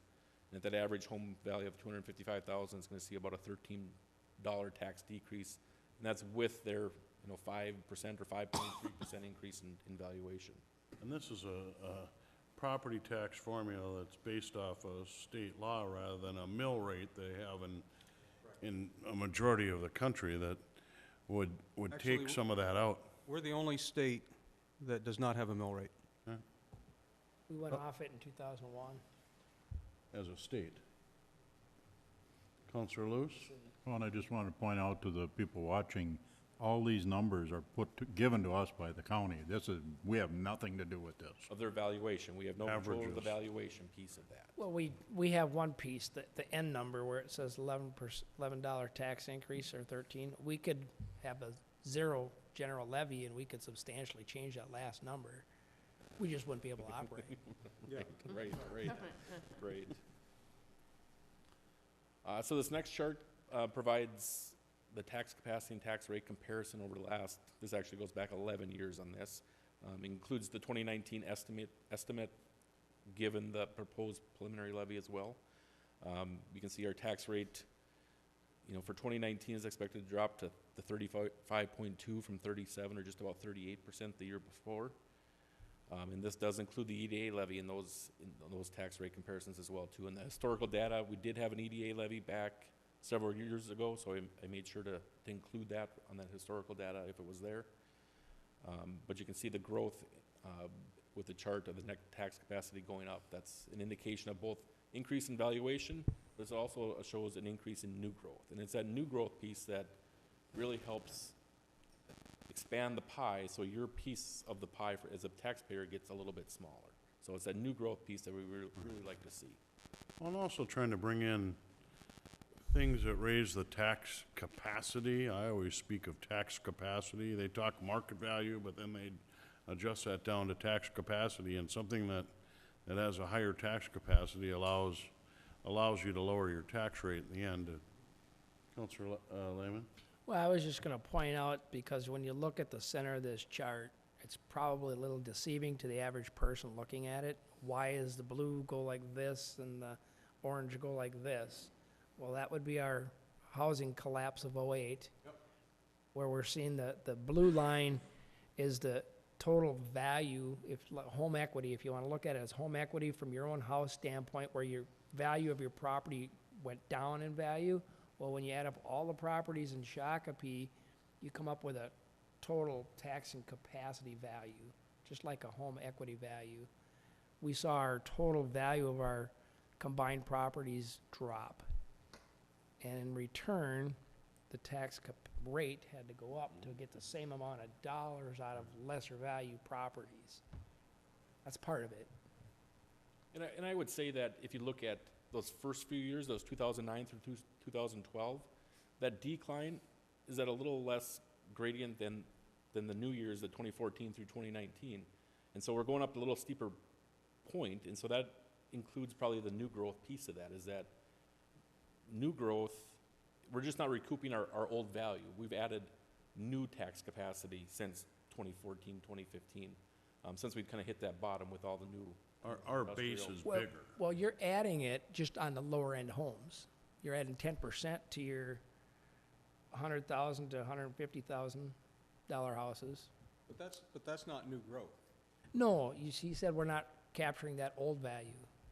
Yeah, we've probably restored some of that old value that was there back in 2009. So those, you know, majority of people's homes are at or close to what they were valued at, but kind of before that, but, you know, that housing market crash at that point in time. So we probably recovered a lot of that, but the reason why the 2019 number is bigger than the 2009 is that we got new growth. There's new growth. taxpayers that have come into the city.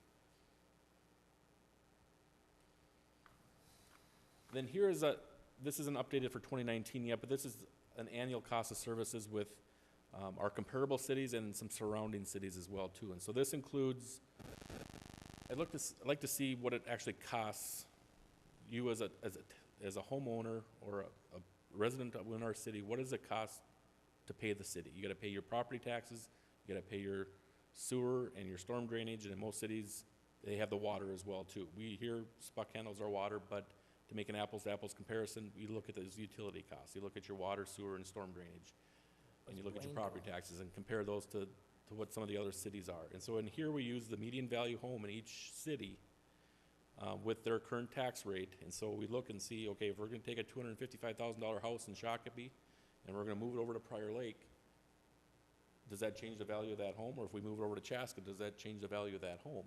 So it inevitably does, because each city has its own median valued home. And so we take that median valued home times the tax rate in that city, and then add in kind of an average family for their utility costs and such, and kind of give you a good comparison. As you can see, you know, Shakopee's third from the bottom. That's fantastic. And really, when I do this chart for 2019, I wouldn't expect that to really change, because it really takes a lot to move one direction or another on that. And with our tax decrease in there, we're gonna have probably modest utility rate increases. I would say that we stay where we're at, or we, you know, start bumping up against Chaska. And Blaine's always an anomaly out there. I don't know what they do. I had them as a comparable city, my prior city, and Maybe they got my paper and ink. they could have. I'm gonna have to check on that. So, but they're a comparable city of ours, and so this includes Prior Lake isn't a comparable city of ours, but they're a surrounding city, so it's always good to have. The same with Chaska on some of that. So here's just a general fund summary, a high-level summary of our revenues and expenditures for the 2019 requested budget. You can see that we got $28.9 million in revenues. We've got just over $27 million in expenditures for 27.1. But then we have transfers in at $250,000. Those transfers in are consistent each year. They've been coming from, we have $125,000 coming in from the sewer fund, and then $125,000 from the storm drainage fund coming into the general fund. And those costs are mainly cover some administrative type overhead charges to the city and such like that. So that comes out to a balanced budget on that end of it. And we should note, if you look at the taxes, so we talked about that $30,000 decrease in taxes. As you can see here, the 2018 budget was 17.1. For 2019, it's 16.7. Well, that's greater than 30,000. If you recall, we had discussion last year about our lodging tax and how that was kind of, we take lodging tax dollars in and then they go back out. And so we report them as a revenue on the one side, and we report them as an expenditure on the other. For 2018, at the beginning of the year, we created a lodging tax special revenue fund. So we pulled it out of the general fund to be a little bit more transparent. So those tax dollars for that lodging tax specifically go into lodging tax fund, and the expenditures out to the chamber go right back out. So it basically washes itself out in that fund, and there isn't anything really left for fund balance. But it tells a better story in the general fund. That subject came up on that lodging tax, and that's just for renting hotel rooms.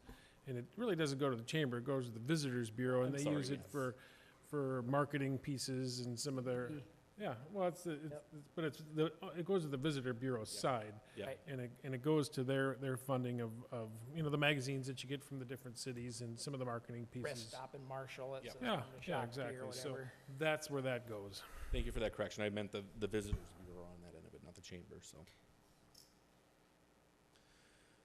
So with that, that's about all I have. Again, this preliminary levy is the maximum levy that will be that can be levied. The final levy can be reduced, but it can't be increased. So that's usually we come in to say, okay, we want to be on a little bit on the high side. This budget, we're coming in and saying this is probably about where we're at. Between now and the final levy, staff's gonna be working on the fine line item details of the budget to get everything to fit right. And then again, this will be on the September 18th council agenda for approval or consideration, along with the EDA levy and then a couple other resolutions, so. Counselor Lehman? Mayor, I have two questions for the end of this. The first one is the 2016 bond had a peak. When that bond went out for the community center, it had a ramp up. When do we hit that peak ramp up on that bond?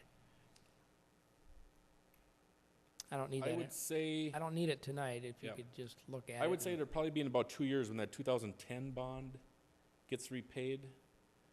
Well, I know our bond repayment on the 2016 abatement bonds, the first year was this, and then it went up, Yep. and then it went up, and then it kind of leveled out. Or so you want to know what that total payment Where is? that peak is. I think it's about $2.3 million. 2.3, and we're there. We're there. Yeah. Okay, that was the first question. And then the next one was the charges for services for 2019 is going from 5.7 to 6.3. $700,000 increase. What exactly is covered under charges of services? So that's all your recreational programming is in there. And then, that would be. Anytime you're purchasing something from, a service from the city that's not covered under development and building a Right, yeah, deck or. yeah, building permits is under licenses and Right. permits. So charges for services is, private duty overtime. So if Valley Fair or a church is requesting private duty overtime, that's in that line item. It's about 10 pages long of all the different charges for services. But I know the community center is a big piece of that. They have, several different items, if it's swimming lessons or memberships or whatever it is. 600 grand, huh? Seven. Okay. Other questions? Oh, we had one other, We had a comparable slide that we want to show. this just came out today, this afternoon, from a colleague of mine in another city. Oh, I need to slide it over here. Sorry. So this just came out from a colleague of mine. It doesn't include all of our comparable cities, but it includes obviously their comparable cities and surrounding cities. But there are a couple in here that are our comparable cities. Maplewood is one of them, Roseville, St. Louis Park, Inver Grove Heights. And this is their projected preliminary levies. Not a lot of councils have passed their preliminary levy yet, but obviously they got them in, they're in the works and they're being massaged a little bit and such. Next but couple of weeks, I will be.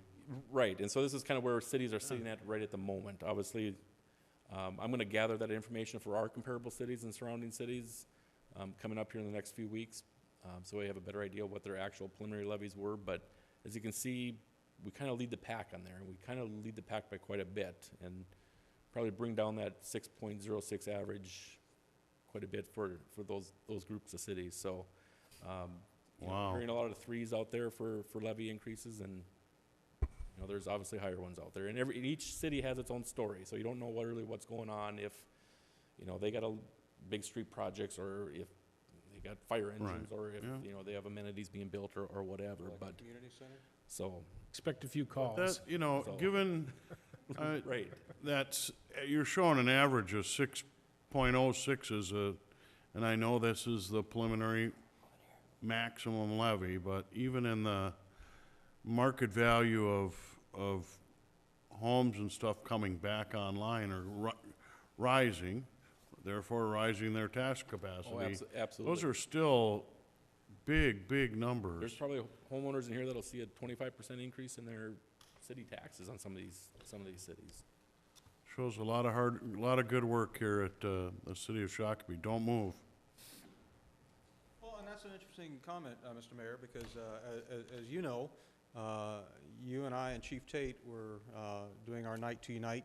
We were packed together, and we talked to homeowners in new developments, and I specifically had asked, just out of the blue, the gentleman said he moved his family here 2 years ago, and I said, well, why? He said, low taxes.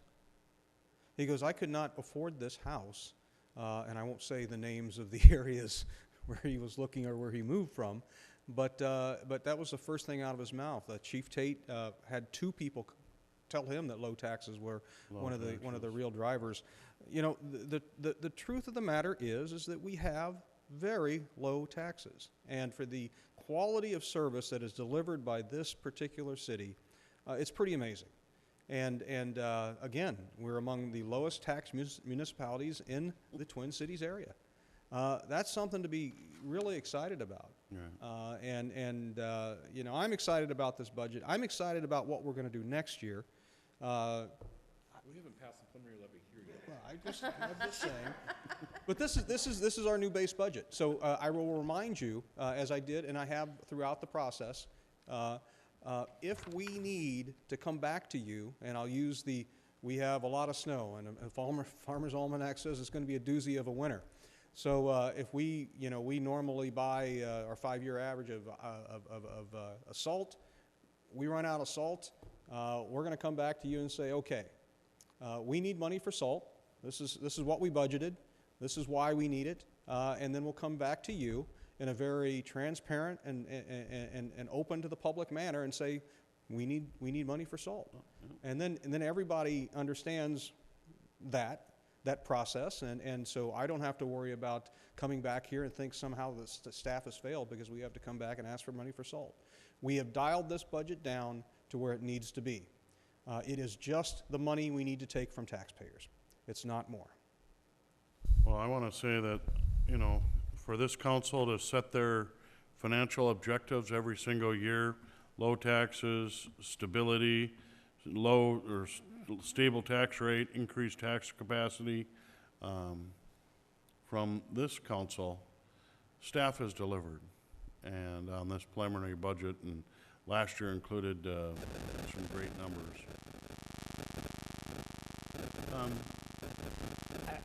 I won't complain of a tax decrease. However, I can almost guarantee my property tax will go up. It always does. I'm the exception in Shakopee for some odd reason, but my house is lower in value, so probably. I hear the cops are over there twice a month. Yeah, maybe that's it. I'm really getting my services, that's for sure. We need to take some action here. And No action. All right. Nope, we'll be bringing it back. Thank you all, staff, very much. Great work. I'll tell you, it could be done, obviously, without the track record of staff that we have.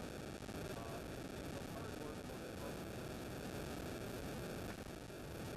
and our department heads and the finance people that do their internal budget numbers as well. This has been a challenging process. We changed the way we do this process. We changed the budget itself, and kind of threw a lot at a lot of people in a very short period of time. And so, you know, I can't say enough about the strength of the staff that have worked on this, and really delighted to be where we are today. All right, thank you. All right, moving ahead, 11A, the city bill list for everybody's review. 11B, liaison administration, Councilor Lehman. August 27th, Monday, attended a school board meeting. Somber meeting, obviously. I guess the biggest item that they discussed was the Dave Orlowski. Hopefully I'm not savaging his name too bad there, but they appointed him interim school superintendent. He's not licensed for that position. They're looking for a variance from the state school, whatever, to allow that to happen, and they're going to take a 2-track role. First track is to put it out there for posting for a superintendent. Bad timing because school's just starting and most of them are probably at a job somewhere. But they thought they'd put it out there and see what happens. If it doesn't pan out, then they're going to go the full route and hire a recruiting firm and stuff. The thought that crossed my mind, and I didn't say anything, but you've probably got 3 new members coming onto the school board, so it's, I don't know how you tell a potential superintendent what the goals and visions are when you really don't know, and it could change for very short. So it was a sad kind of a meeting. Bad timing for the school district and for the community, actually. Gary was a great guy. that same Monday, I got a phone call asking my presence on Wednesday, August 29th for a congressional meeting for Met Council Roundtable with our congressman and all the other folks in the, who else was there, counties, state representatives, senators, both sides. It was actually a pretty good meeting. I just pointed out that, Shakopee passed a resolution for looking for structural changes. I certainly don't support abolishing, because I think there's a role for somebody. I don't know who that has to be, but, I took like MnDOT and highways. If somebody needs to be looking at the overall infrastructure of the region and figuring out how what Area A is doing fits with Area B and serves the greater interest of the whole region. So it's kind of a last-minute thing to ask me to be there, but I did go, so I represented our position as we adopted it. That's all I have, Mayor. All right, thank you. Last week I attended the service wake for Gary Anger, and very sad. Thank you, Matt, for your note that appeared in the local paper. He touched a lot of us, and a lot of positivity, and very sad. On another note, I want to make a special note, about caring, remembering, giving of oneself over and above anything. Last week, our city administrator, Bill Reynolds, took part in a volunteer effort to honor our fallen heroes at Fort Snelling National Cemetery. He was part of a team that cleaned and washed nearly 1,000 headstones at the cemetery. When I heard that, I had to take a step back and went, wow. Bill Reynolds, thank you very, very much for that. That is my liaison report. Councilor Whiting? Thank you. I tried to call you that day, and you called me back from the cemetery, and having a lot of relatives buried there, I appreciate that service you did, and we have a few new recruits. Maybe we can build your team up next year, but thank you for that. And again, thank you, Councilor Lehman, for the nice article in the paper for Gary. I got to meet him one time. I think he met with all of us separately. But good man, hard to replace, almost impossible to replace. But thanks for your thoughts there. On Monday, I was at the interview committee meetings, and Jay is a result of that, and he'll be a fine addition to the team there. Some of the work he's done, creating those partnerships and working to make programs fit in different communities is going to be completely different from how we've looked at parks before. I'm hoping. But these some of your new goals. You saw how we're going to work the budget. So, and I know we tried to get a lot of sponsorships for the community center, and I think Jay is going to be great at working some of that public-private partnerships, and so he'll be a good fit there. Wednesday was the MVTA meeting. We approved our budget for next year. We had a presentation tonight. The partnerships also there, which you mentioned, was exceptional. Working with one of our Shakopee communities to help pay for a bus route. These are some of the things that other places aren't doing. So it's great to be working with the MVTA. That's all I have to report. Thank you. Councilor Mokel? I had Spuck tonight. Again, I want to say the same sentiments towards Gary Anger. I mean, he was an amazing guy. It was, he just lit up a room and was very good easy to talk to, and cared about this community in the short time that he was here. So today at Spuck, on the water side, construction, went over their construction finishing projects, mostly punch lists of that was the high school, County Road 83, Beerling Drive, Valley View, and Business Park, and City Recon. On the electrical side, they apparently were a little busy this morning. They had a transformer at Walmart go out, and they had an outage in Boiling Springs. And then there was 3 squirrels, one Main Street for 8 customers. Eagle Creek had 7 customers. This wasn't today. This was in August. And then on Sand and Mound Street. Then they also had, on the 24th, a primary fault on Jackson Trail. They also had, on the 27th, Seavers Corn Maze blew a transformer out there. And then 4 customers on Veerling for a secondary. And that is it. Did they have a pumpkin hit the transformer? I don't know, they were doing some stuff out there, and apparently it overloaded, so. Thank you, Counselor. Bill Reynolds. Mr. Mayor, just 2 things.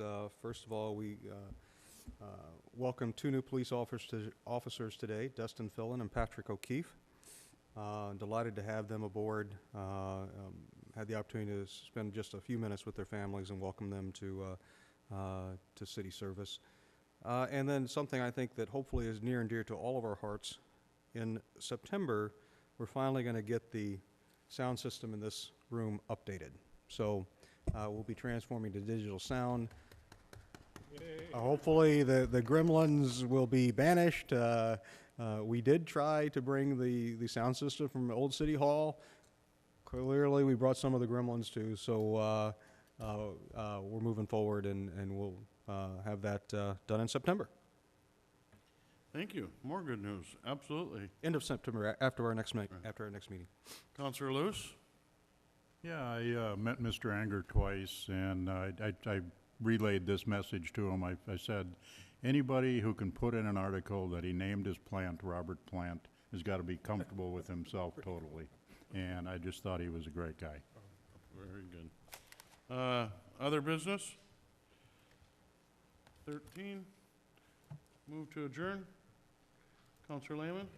Make a motion to adjourn to September 18th. Second. I have a motion and a second by Counselor Luce. Discussion. All in favor, say aye. Aye. Those opposed? Motion passes. We are adjourned at 10:37.